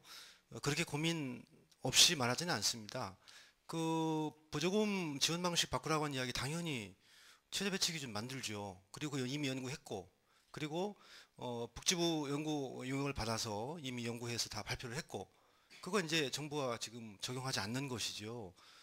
그렇게 하시는 건 좀 그렇고요. 그보다 이제 특히 더 중요한 거는 민간일택 관련해 가지고 좀 오해를 하시는 것 같은데, 이게 물론 서울시가 직접 민간일택하는 경우는 거의 없습니다. 노인복지관 일부하고 종합복지관은 2군데밖에 없습니다. 96군데 가운데.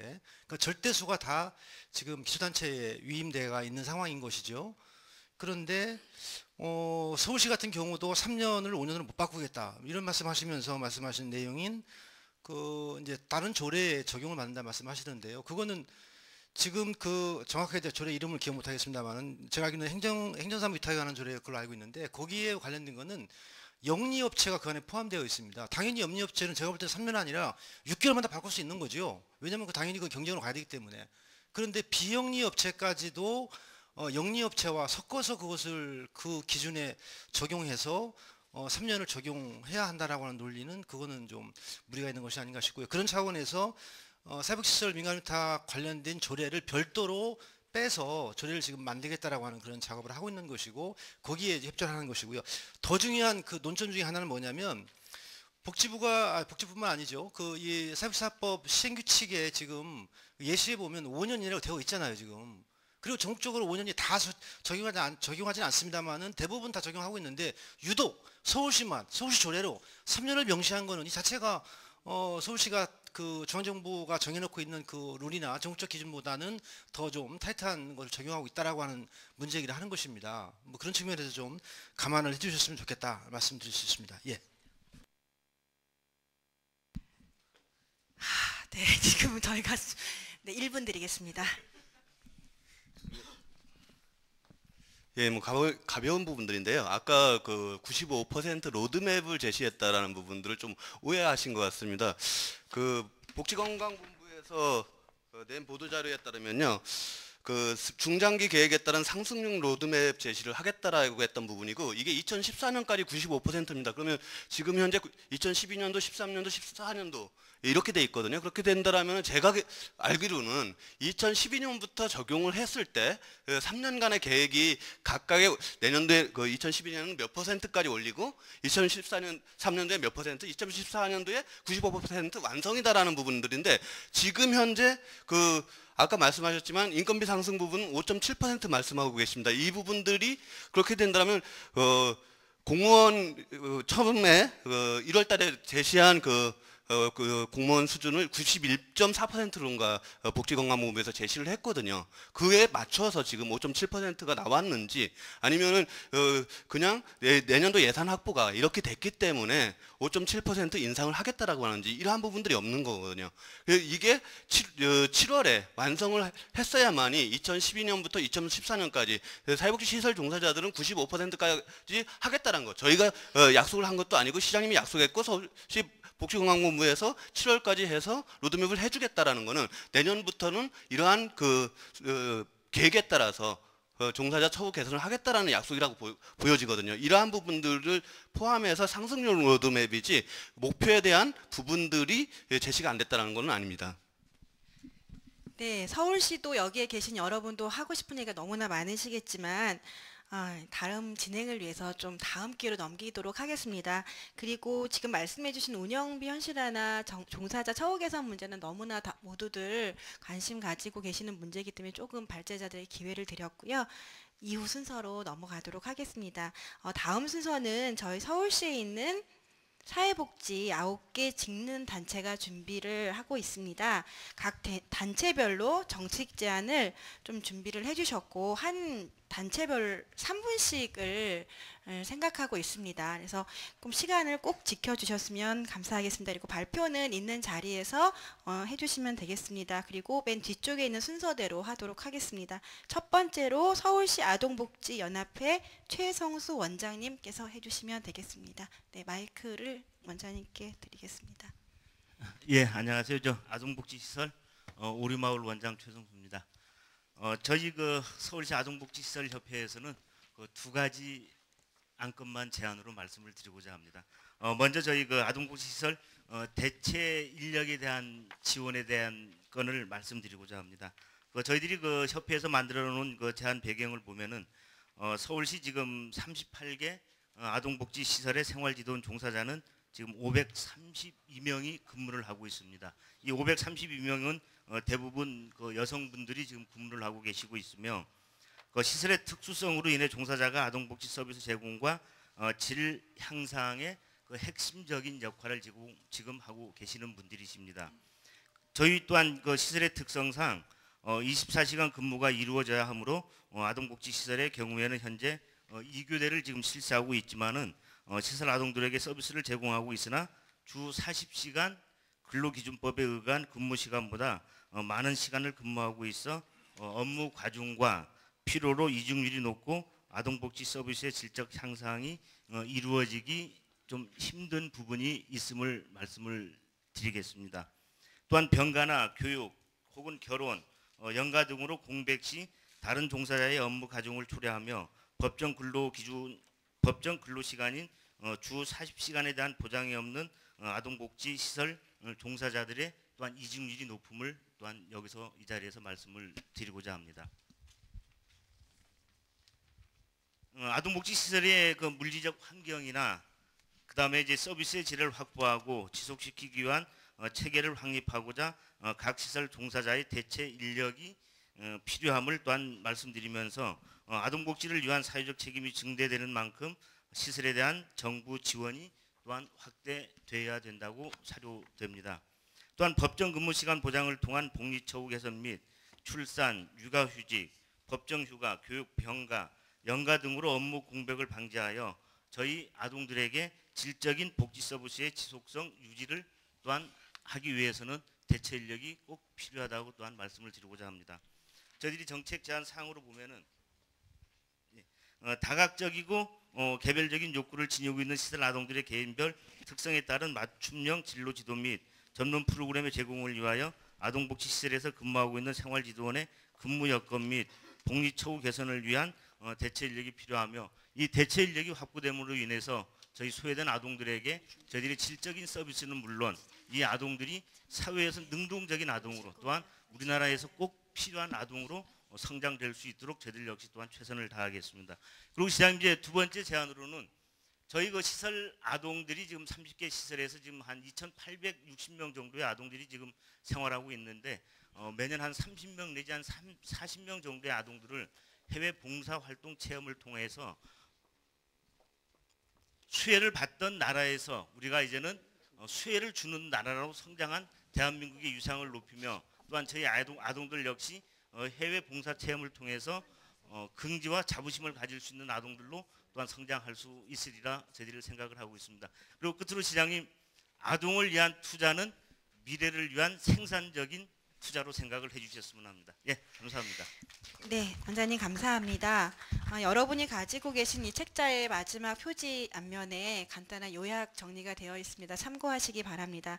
두 번째로 서울시 노인복지협회 정성욱 회장님께서 말씀해 주시겠습니다. 예, 서울시 노인복지협회 회장 정성욱입니다. 예, 다시 한번 시장님의 귀한 걸음, 귀한 경청에 감사드리면서요. 예, 우리 노인복지협회 현안상 정책권의사에 말씀드리겠습니다.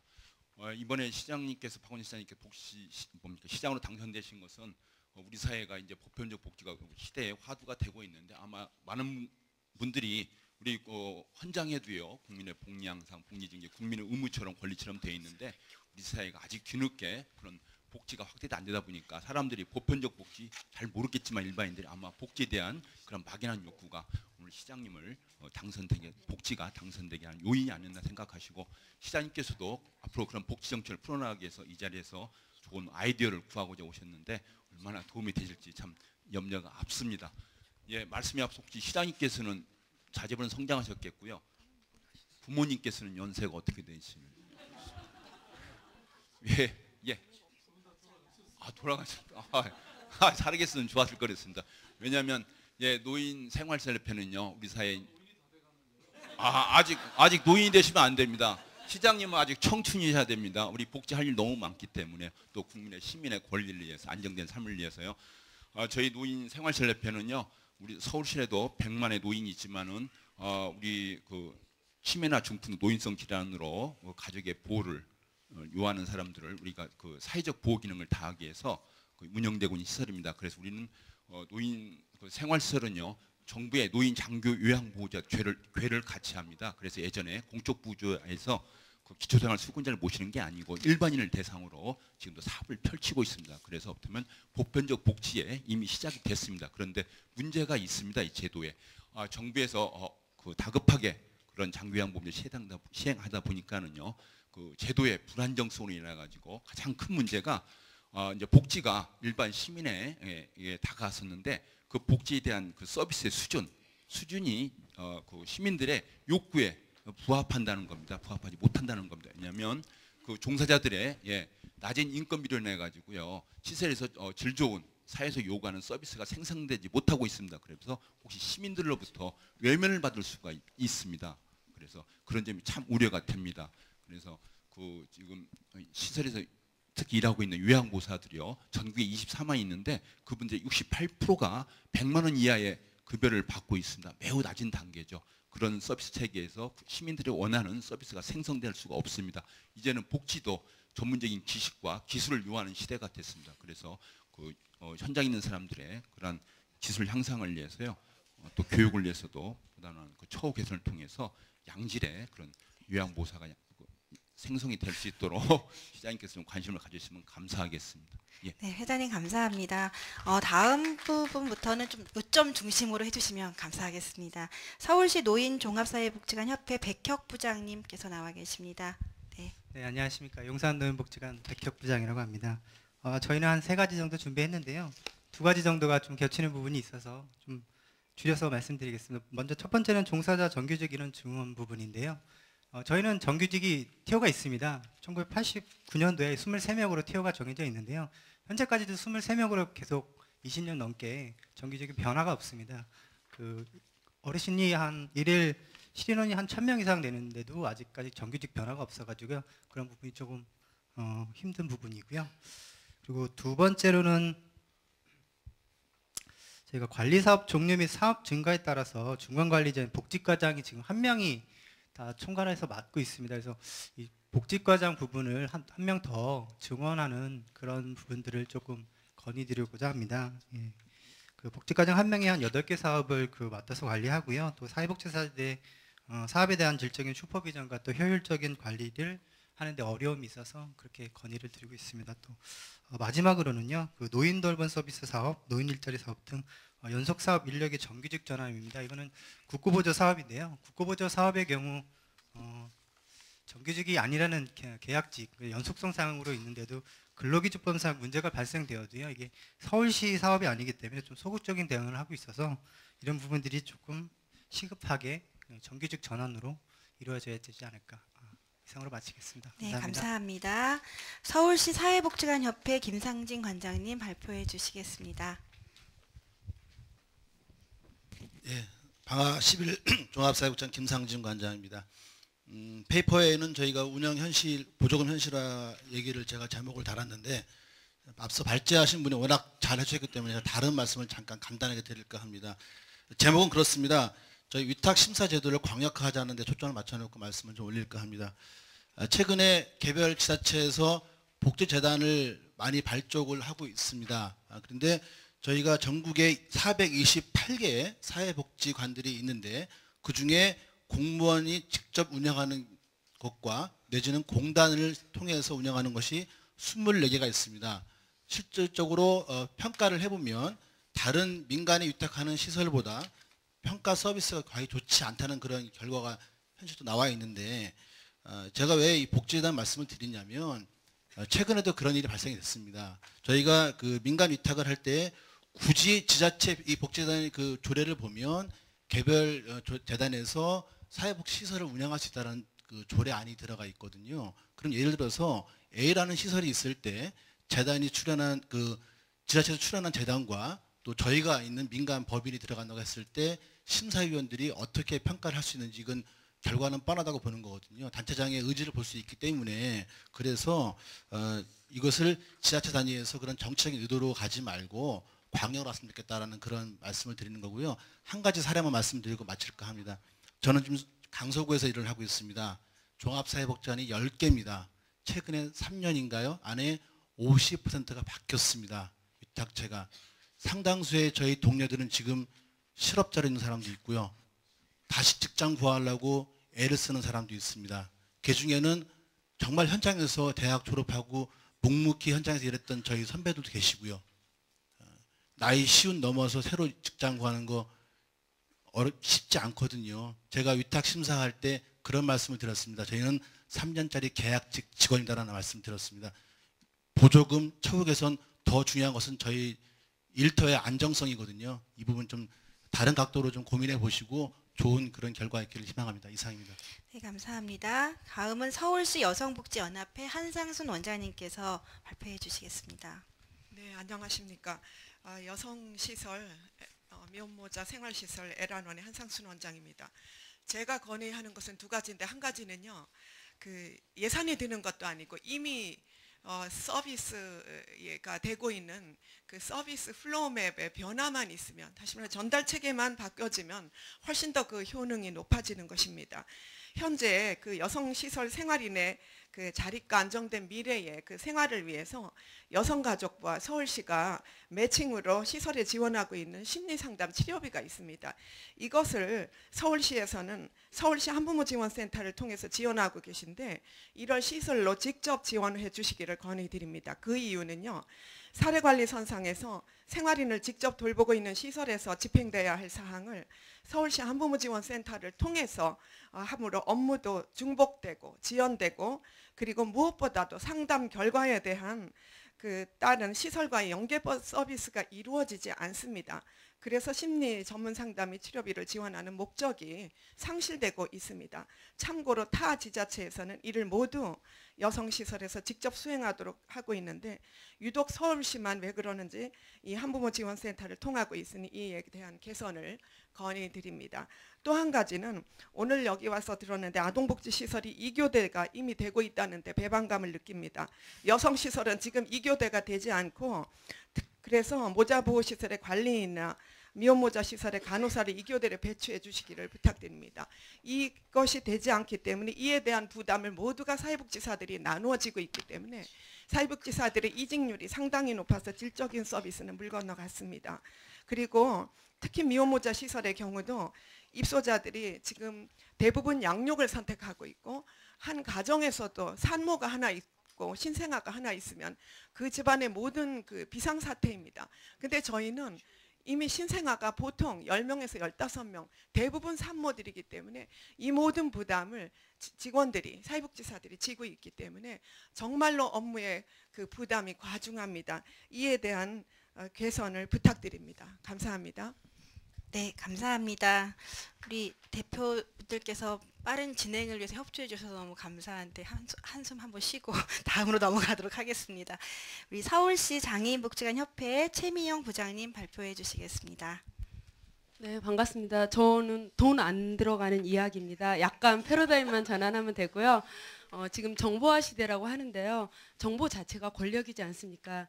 그런데 저희가 거버넌스도 얘기하고 민간 협력도 많이 얘기하는데 실제 민간 협력 대기에서는 저희 민간 전문 가에도 정보를 줘야 됩니다. 단적으로 서울 지역에 43개 장애인복지관이 있습니다. 장애인분들 거동하시기도 힘들고 또 찾아오는 방법도 모르는데요. 저희 찾아가고 싶고 또 위기 가정에 개입하고 싶습니다. 그렇지만 그분들이 새로 전입된 분들이나 아니면 살아가면서 장애 등록된 분들에 대한 명단을 저희는 받을 수가 없습니다. 그렇기 때문에 저희가 발로 뛰고 싶고 또 중복되지 않고 또 한쪽에 계시는 분들을 찾아가고 싶지만 그럴 길이 없습니다. 그래서 지금 진정한 그 민간 협력을 하기 위해서 정보에 대한 공유 그리고 민간의 사례 관리를 전담하고 있는 전문가에게 그 사례 관리 시스템 상에서 개인 정보 부분들을 함께 공유할 수 있고 좀 더 적극적으로 해나갈 수 있는 지원을 부탁드립니다. 네, 감사합니다. 네, 돈 안 들은 얘기가 두 가지가 나왔습니다. 이제 그 다음 분은 또 어떤 이야기를 해주실지 모르겠는데요. 서울 노숙인 복지시설협회 이범승 원장님께서 말씀해 주시겠습니다. 안녕하세요. 노숙인 보호시설 행복한 우리 집의 원장 이범승이라고 합니다.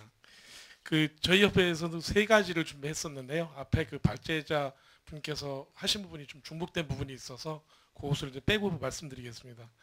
가장 큰 것은 그 노숙인 복지시설에 대한 생활 환경에 대한 문제인데요. 지금 저희 그 대부분의 노숙인 시설들이 1998년도 IMF 이후에 그때 기준을 적용을 받다 보니까 현재 그 최소 어떤 한 명 한 명당 가장 필요한 최소의 면적도 확보하지 못한 그런 상황입니다. 그래서 이런 것을 그 개선하기 위한 그 기능보강비가 이제 매년 책정되고 있습니다만은 현실적으로 좀 많이 부족한 그런 상황입니다. 그래서 좀 충분하게 그 기능보강비를 좀 책정해 주셨으면 하는 바람이고요. 그리고 이제 그 아울러서 현재 그 시설 중에 일부 시설이 그 민간 시설 임대에서 사용하기 있기 때문에 굉장히 많은 그 임대료를 부담을 하고 있습니다. 그래서 그 부분에 대해서 공공임대로 전환할 수 있는 방안을 좀 적극적으로 좀 이렇게 해주셨으면 하는 겁니다. 현재도 뭐 그 부분에 대해서 이제 안이 나와서 두 시설이 이제 그 공공임대로의 전환을 좀 준비하고는 있지만 그 많은 어려움이 있는 것으로 알고 있습니다. 그래서 그 시설들을 제외하고 뿐이 아니라 현재 그 민간 임대하고 있는 모든 시설들에 이런 문을 열어주셨으면 하는 바람이고요. 그 이제 두 번째로는 그 현재 그 여성 노숙인들에 대한 문제인데요. 그 현재 그 거리에서 생활하시는 분들이 그 매번 그 실태조사 때마다 다르지만 서울 지역에만 그 작년에 조사한 조사에 의하면 거리에서 한 50여 명, 그리고 금년 8월 조사에서는 한 90여 명의 그 여성 노숙인들이 거리에서 현재 생활하는 것으로 이렇게 나와 있습니다. 그래서 그런 거리 여성에 대한 지금 현재 대부분의 그 상담보호센터들은 이제 남성 중심이다 보니까 거리에 있는 여성들을 위한 긴급 시설들에 대한 이런 필요성들이 이제 제기되고 있습니다. 그래서 이에 대한 그 제안을 드리고요. 그 앞에 부분들은 이제 다른 부분들이 말씀드렸기 때문에 여기서 마치겠습니다. 네, 감사합니다. 다음은 서울지역자활센터 협회 이송 회장님께서 말씀해 주시겠습니다. 네, 시장님 반갑습니다. 네, 고맙습니다. 서울 시민에게 감사드려야 될지 하여튼 이런 자리, 이런 기회 좀 너무나 고맙고 기쁩니다. 서울에는 31개 자활센터가 있고요. 전국에는 247개 자활센터가 있습니다. 기초생활보장법에 의한 그런 그거에 근거한 수행기관인데요. 중앙정부 그리고 시도, 시군구 이런 그 단위에서 자활사업을 지원하고 있는데 중앙정부하고 지자체는 기초육지자체는 굉장히 밀접하게 나름대로 이렇게 자활사업을 운영하고 있는데 협력관계를 유지하고 있는데 반면에 서울시 그러니까 광역단체는 굉장히 배제되거나 단순히 그 전달 체계로서의 기능만 갖추고 있습니다. 그러니까 굉장히 지원이 부족하고 협력이 잘 안 되고 있습니다. 이것을 좀 개선하고자 하는 거고요. 그것을 자활 지원 조례로서 좀 담아가지고 지금 자활 지원 조례는 고만규 의원이 올 11월에 제정했습니다. 그런데 그것이 굉장히 좀 취약하고 부족한 부분이 있어서 실질적인 지원 조례로 이제 개정하자 이렇게 약속한 바가 있고요.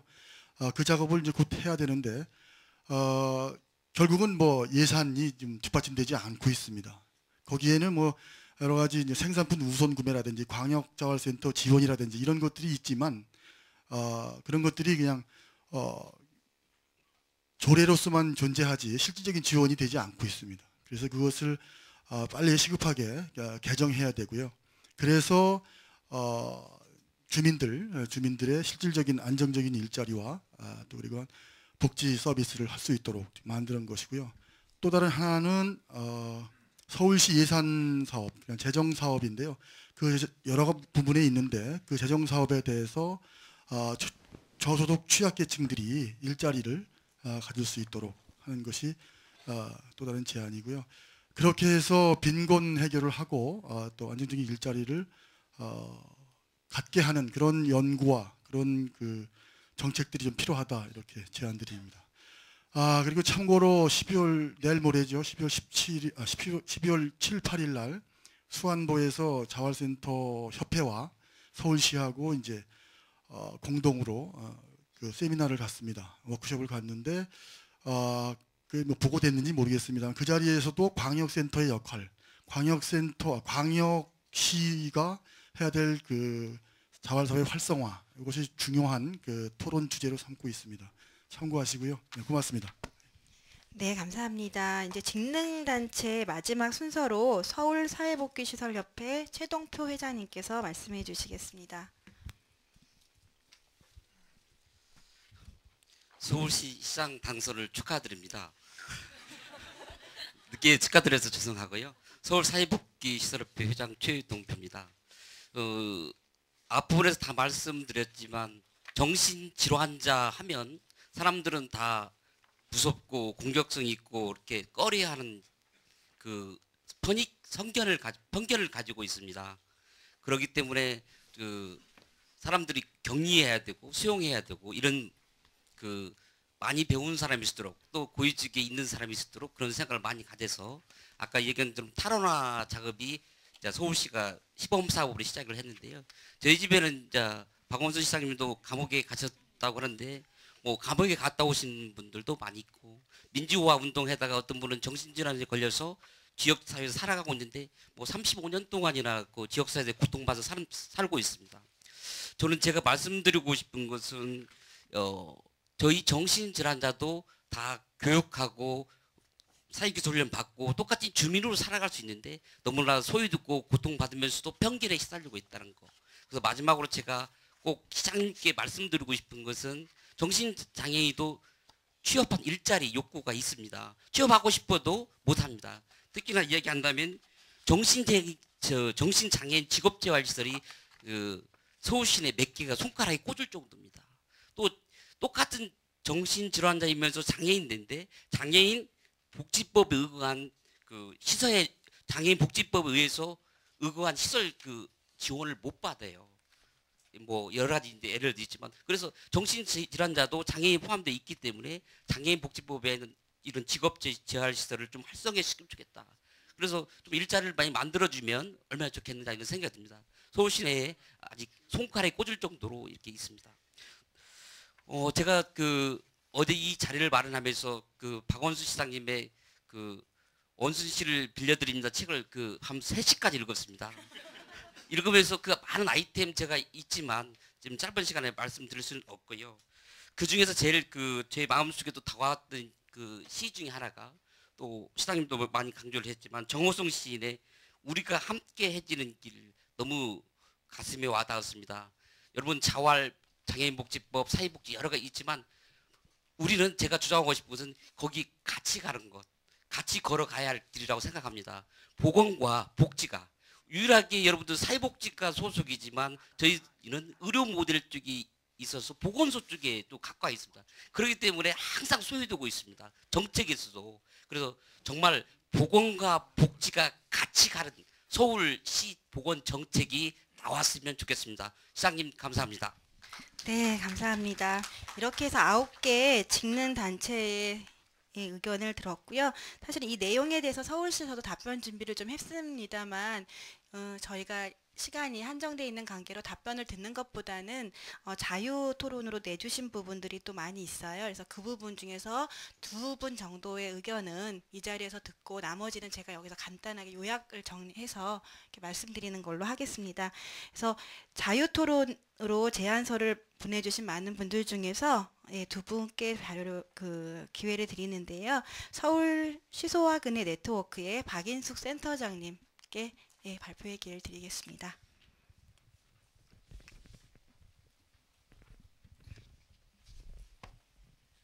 네, 저는 시소화근해 강북 영유아 통합지원센터에 일하고 있는 박인숙이라고 합니다. 저는 시장님께 서울시의 영유아 복지 정책에 대해서 제안 드리려고 이 자리에 왔습니다. 영유아 복지라고 하면 사실 사회복지 현장에서도 우리나라에 그런 복지 분야가 있어? 라고 할 정도로 이제 시작하고 아무런 법적 근거도 없지만 저희가 현장에서 영유아 복지 기관이라고 지역에 얘기하며 일하고 있습니다. 저희가 2012년 서울시 복지 예산을 봤는데 그 안에는 사실 보육에 관한 얘기들은 많이 있고 공공성 확보에 대한 예산들은 많이 편성이 되어 있지만 실제 그것을 제외한 영유아 복지에 대한 개념은 예산도 개념도 없는 것을 확인할 수 있습니다. 하지만 서울시 전체 영유아 저희가 보육시설 이용 통계를 보면 사실은 48%에 해당하는 영유아들이 보육시설을 이용하지 않고 가정에서 양육되고 있는 것들을 확인하고 있습니다. 그래서 이 아이들이 사실상은 어떤 복지 서비스도 받지 못한 채 가정에서 양육되고 있어서요. 이 아이들에 대한 어떤 서울시 차원의 영유아 복지 정책이 필요하지 않나라는 제안을 드리고자 하고요. 그런 맥락에서 저희는 보육을 넘어선 효과적인 가정 양육도 이제는 영유아 복지 차원에서 서울시가 선도적으로 마련할 때다라고 생각을 하고요. 그런 차원에서 지금 저희가 민간 모금의 지원을 통해 서울 4개 구에 지금 시소화근해 영유아 통합지원센터가 운영되고 있는데요. 이제 그러한 정책들을 서울시가 받으셔서 다른 구로 더 확산하고, 그래서 서울시가 정말 출산율 제고 말로만 하는 것이 아니라 실질적인 그런 가정 양육을 지원할 수 있는 센터를 마련하는 정책이 서울시에서 나왔구나라는 얘기가 나올 수 있도록 시장님께서 서울시의 영유아 복지 정책을 마련해 주실 것을 부탁드립니다. 네, 발표 감사합니다. 다음은 지역아동센터 연합회의 이현주 대표님께서 정책 제안해 주셨습니다. 네, 안녕하세요. 저는 서울 지역아동센터 협의회에서 온 이현주라고 합니다. 지금 양천구에서 지역아동센터를 운영하고 있습니다.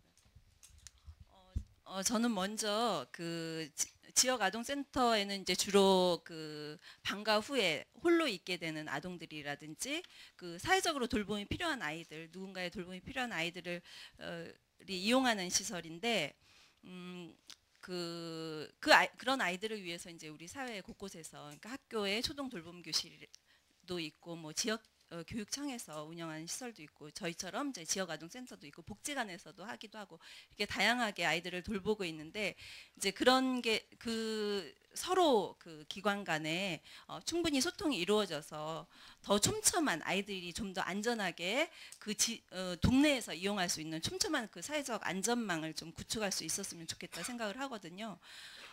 특히 지금 교가부에서 진행하고 있는 거지만 초등 돌봄 교실의 경우 지역에서 보면 서로 좀 같은 아이들을 두고 이렇게 이용하게 되기도 하고 그런데 초등 돌봄 교실과의 지역아동센터가 서로 경계를 좀 허물면서 아이들 중심으로 안전망을 구축할 수 있었으면 좋겠다는 그런 바람으로 그 초등 돌봄 교실을 아예 뭐 지역 아동센터가 이렇게 수탁해서 운영을 한다든지 그 학교와 지역 사회가 서로 연결하는 고리 역할을 지역 아동센터가 할 수 있도록 제안을 드립니다. 그리고 또 한 가지는 앞에서 이제 뭐 많이 얘기해 주셨는데 그 지역 아동센터 선생님들이 사실은 굉장히 열악한 처우를 받고 있는데 여기 계신 분들 중에 지역 아동센터에 오셔서 일하실 분이 혹시 계신가요? 저희 일이 중요하지 않거나 아니면 가치가 없거나 또 재미가 없어서가 아닙니다. 저희 굉장히 재미있고 굉장히 중요한 그 가치를 실현하면서 저희 일하고 있다고 생각하는데 안 오시거든요. 왜냐하면 너무 열악하기 때문에. 그래서 저희도 좀 선생님들에게 좀 처우를 차츰 개선해서 선생님들이 그런 가치를 실현하는 데 좀 더 뭐 생활의 문제도 해결하면서 그렇게 일할 수 있도록 했으면 좋겠다는 생각에서 진짜 연차적으로라도 지역아동센터 선생님들의 그 처우가 개선됐으면 하는 그런 제안 드리고요. 그리고 또 한 가지는 이제 지역아동센터가 사실 민간에서 시작하다 보니까 굉장히 시설들이 사실 열악한 곳이 많이 있고 그 운영상의 이제 어려움도 있지만 그래서 이제 그 시설을 개선하는 거 그런 거 사실 좀 필요하거든요. 저희가 지금 시설 개선하려면 사실 저희가 다 돈 모아서 해야 돼요.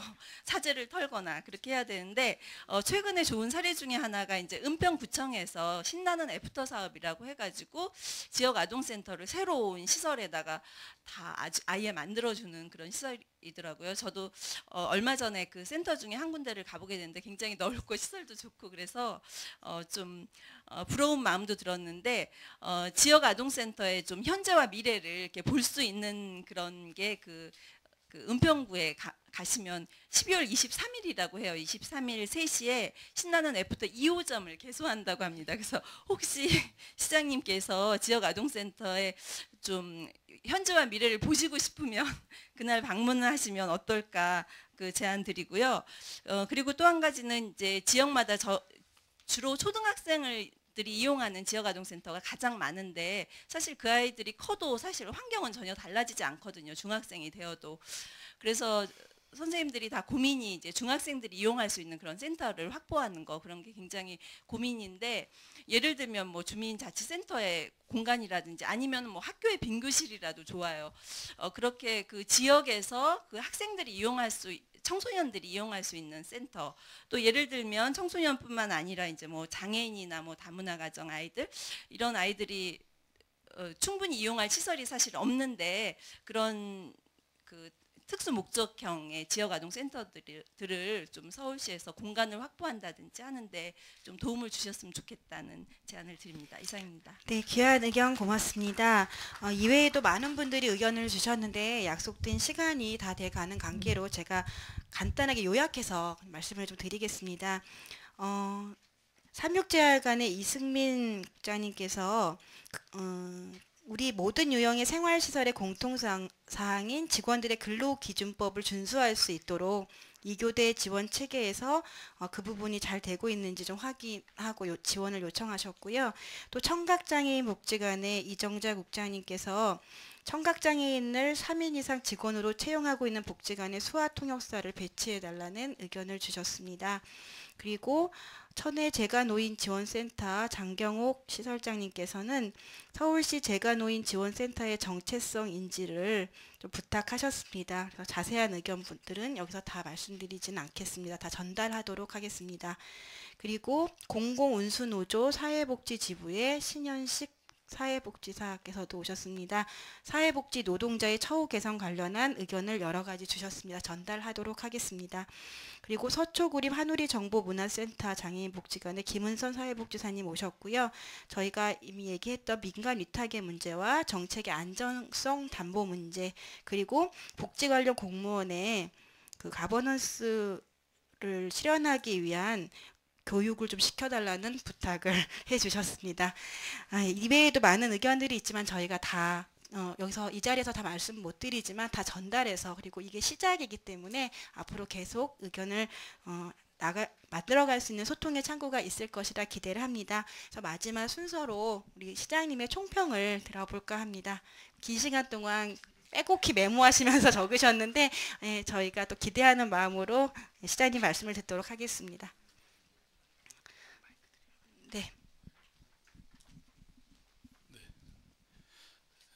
예.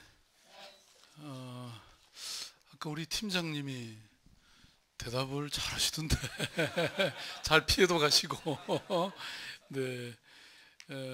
뭐 요청을 아마 다 받아들이면 서울시 내일 부도나겠죠? 네.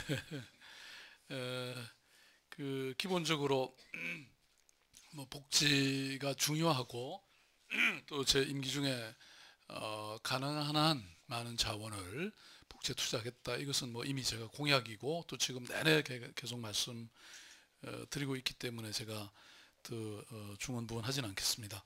아까 말씀하신 것 중에 그 복지 부시장 하면 한 분을 만들면 좋지 않겠냐 그랬는데 제가 복지시장인데 또 복지부시장을 네, 만들라는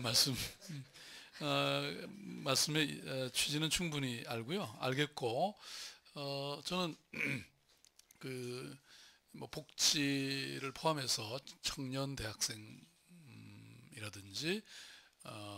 또 복지 중에서도 우리 장애인의 경우에 저는 그 정말로 부시장을 임명할 생각이 있습니다. 다만 네, 부시장은 아까 말씀드린 것처럼 지금 저기 우리 행안부에 의해서 제한이 되어 있습니다. 그래서 명예부시장이나 명예시장으로 임명을 드리면 어떨까 이런 생각을 하고 있고요. 그 다음에 아까 말씀하셨던 그 지금 녹색위원회라는 이 거버넌스 조직이 있긴 하고 또 나름대로 잘 돌아가는 것 같습니다. 그동안. 그런데 여기는 주로 이제 지속 가능한 환경 생태 사업들이 대부분이어서 복지 분야의 경우에는 이 녹색위원회 산하에 두는 것이 과연 좋은지 또 아까 말씀하셨던 여러 위원회가 이미 복지 관련해서도 있으니까 이걸 독립해서 별도의 어떤 거버넌스 조직으로서의 위원회를 둬야 될지 이건 한번 우리가 앞으로 여러 가지 고민해 보는 게 좋을 것 같고요. 그 다음 여기 서희정 국장님이 아까 발표하셨던 내용이고 그 다음에 한순미 씨가 말씀하셨던 그 저기 지역성 문제는 뭐 저는 너무나 중요하다고 생각합니다. 말하자면 지금 우리가 이렇게 개별적으로 고립적으로 존재하고 활동하는 사회복지 시설이 좀 이렇게 마을이라고 하는 전체 어떤 지역을 그 매개로 해서 또는 그 기반으로 해서 보면 사실 훨씬 더 저는 그 효과가 훨씬 더 크지 않을까 이런 생각을 합니다.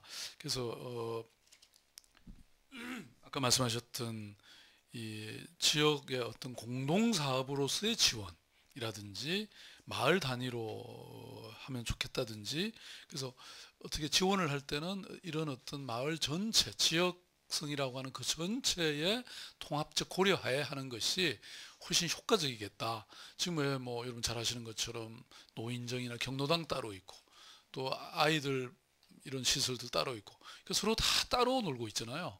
근데 그게 만약에 서로 연관고리를 갖고 하면 서로 뭐 마치 그 어르신들이 또 아이들 돌보기도 하고 아이들은 또 그 재롱을 그 어르신들한테 떨고 이러면 또 어르신들한테 여러 가지 어떤 정신적 이런 치유에도 도움이 되고 뭐 아무튼 서로 연관되는 그 이 시너지 효과가 굉장히 많을 것 같습니다. 그래서 아무튼 이제 이런 것들을 종합적으로 한번 고민하는 하면서 함께 통합적으로 우리가 활동하고 또 그것을 지원하는 이런 방식을 고민하는데 굉장히 좋은 그 이 뭐랄까요 생각에 상상력을 주신 것 같고요. 그 다음에 우리 신영규 선생님 말씀하셨던 사회복지시설 운영 보조금 현실화는 보니까 우리가 지금 인건비 인상은 5.7%가 내년 예산에 반영돼 있는데 그 요 사회복지시설 운영 보조금은 지금 반영이 안 돼 있는 걸로 이렇게 돼 있네요. 그죠? 네, 요거는 한번 저희들이 그 뭐 여러 가지 가능한지 한번 다시 고민해 보겠습니다. 한 80억 정도면 일단 최소한의 물가 상승분 정도나 이렇게 되는 모양인데요. 아무튼 이런 걸 한번 고민해 보고, 저는 이 말씀 들으면서 동시에 이 복지시설이 시설로서 그 서울시라든지 이런 공공기관에만 의존할 게 아니라 어떤 그 자원, 지역 자원의 어떤 개발에 저희들이 좀 도움을 드리는 길이 없는지 이런 것도 한번 고민해 볼 필요가 있는 것 같습니다. 제가 이번에 그 희망 온돌 프로젝트를 하면서 보니까 서울시의 연간 민간의 이 자원이 거의 20조 정도 된다는 얘기를 제가 들었는데요. 그러니까 그것이 조금 더 우리 효과적으로, 조직적으로 잘 쓰일 필요가 있잖아요. 물론 그건 민간이 알아서 하는 것이지만 그럼에도 불구하고 서울시가 함께 협력한다거나 좀 그 과정에서 도움을 드릴 수 있지 않을까 이런 생각이 들고요. 뭐 그 외에 상하수도 요금 감면 이런 거는 물론 그게 상하수도 본부에서 다루는 일이긴 하지만 혹시 뭐 이번에 이 요금 인상이 일부 될 것 같은데요. 그렇게 될 경우에 혹시 이럴 여지가 있는지 한번 검토해 보기로 하고, 특히 제가 민간 위탁 제도는 저도 꼭 개선돼야 된다고 생각합니다. 왜냐하면 아까 지적하신 것처럼 3년 그 불안한 위상 속에서 정말 열정을 갖고 전문성도 키우고 열정도 다할 수 있는 이런 일이 저는 불가능할 거라고 생각합니다. 그래서 이건 물론 문제가 있거나 평가를 해서 정말 제대로 못하는 데야 물론 3년이 아니라 뭐 그 중간에라도 해제할 수 있겠죠. 그 요건이 되면. 그렇지만 그렇지 않고 정말 잘하고 성과도 좋고 열심히 하시는 그런 부분이라면 그것이 5년이든 또는 그 이상이라도 이렇게 보장이 돼야 정말로 그 모든 효과도 높아지지 않을까 이렇게 생각이 되는데요. 물론 이게 이제 서울시의 권한은 아니기 때문에, 그렇지만 또 자치구와의 관계에서 우리가 여러 가지 협력적 이런 어떤 모델을 통해서 한번 바뀌어지도록 한번 고민을 해보겠습니다.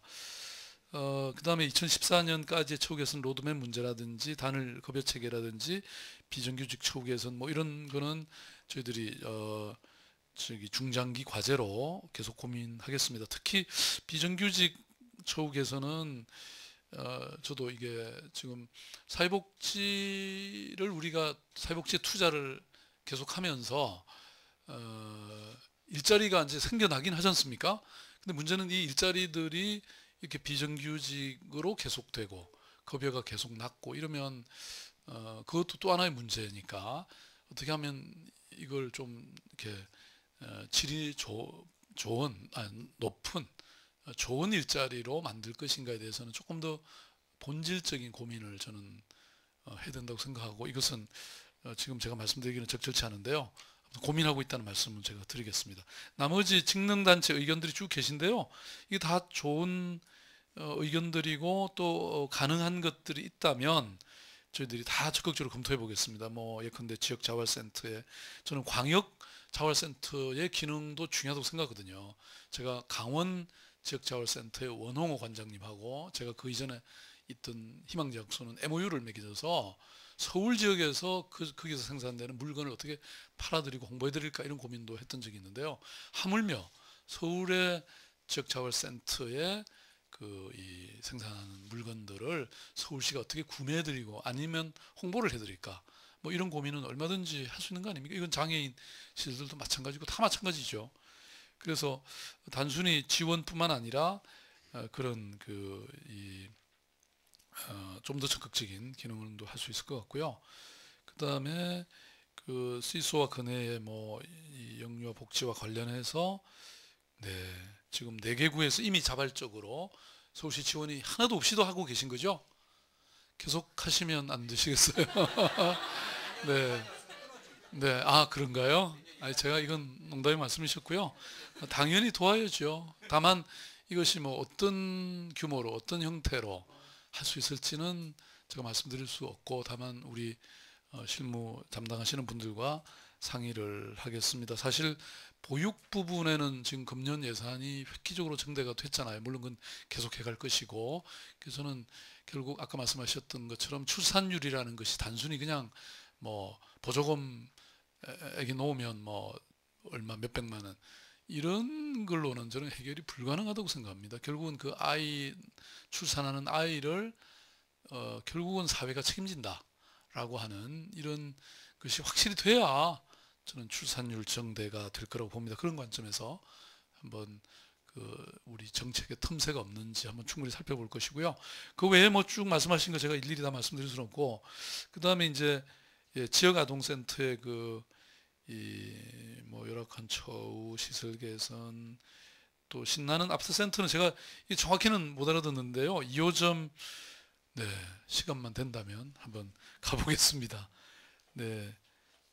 뭐 아무튼 그 좋은 아이디어, 생각 이런 것들은 저희들이 정리를 해서 충분히 이 내부에서 우선 우리 또 복지재단까지 합쳐서 한번 심각하게 고민을 한번 해보시죠. 현존 우리가 동원할 수 있는 모든 어떤 그 자원, 인적 자원이든 뭐 이런 재정 예산이든 종합적으로 고민해서 또 한번 이런 모임을 갖고 우리가 그때는 우리의 어려움도 말씀드리고 또 가능한 아까 뭐 돈 안 들고도 할 수 있는 일 많다면서요. 그런 데는 제가 눈이 번쩍 뜨입니다. 네, 그렇게 하고 아무튼 또 이런 거버넌스 조직을 우리가 제대로 만들어낸다면 일상적 차원에서 이런 문제들이 고민될 수 있도록, 제가 사실 뭐 이렇게 매번 나와서 들을 필요는 없지 않습니까? 그런 게 만들어지면 그렇게 하도록 하겠습니다. 고맙습니다.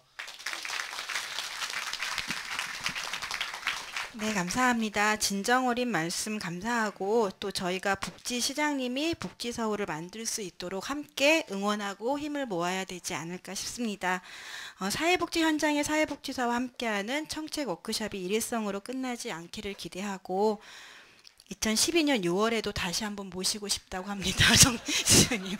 네, 매번 나오지 않으셔도 된다고 좀 전에 하셨는데 뭐 아마 6월에는 한번 오셔야 되지 않을까 다 간절히 원하고 있어서 말씀드리고요. 꼭 허락해 주시기를 부탁드립니다.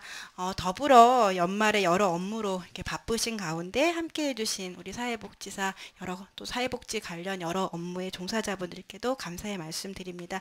이렇게 해서 준비한 시간들을 마치려고 합니다. 아쉽지만 저희들 또 현장에서 함께 노력하면서 또 같이 만날 수 있는 기회들이 있을 거라고 생각하고요. 마지막으로 시장님과 참여자 모두 현수막 앞에서 기념 촬영을 하는 시간을 갖도록 하겠습니다. 네. 앞줄 의자 중앙에 시장님 앉으시고 옆과 뒤로 모여서 함께 옹기종기 다 같이 나오셔서 사진 촬영을 하도록 하겠습니다.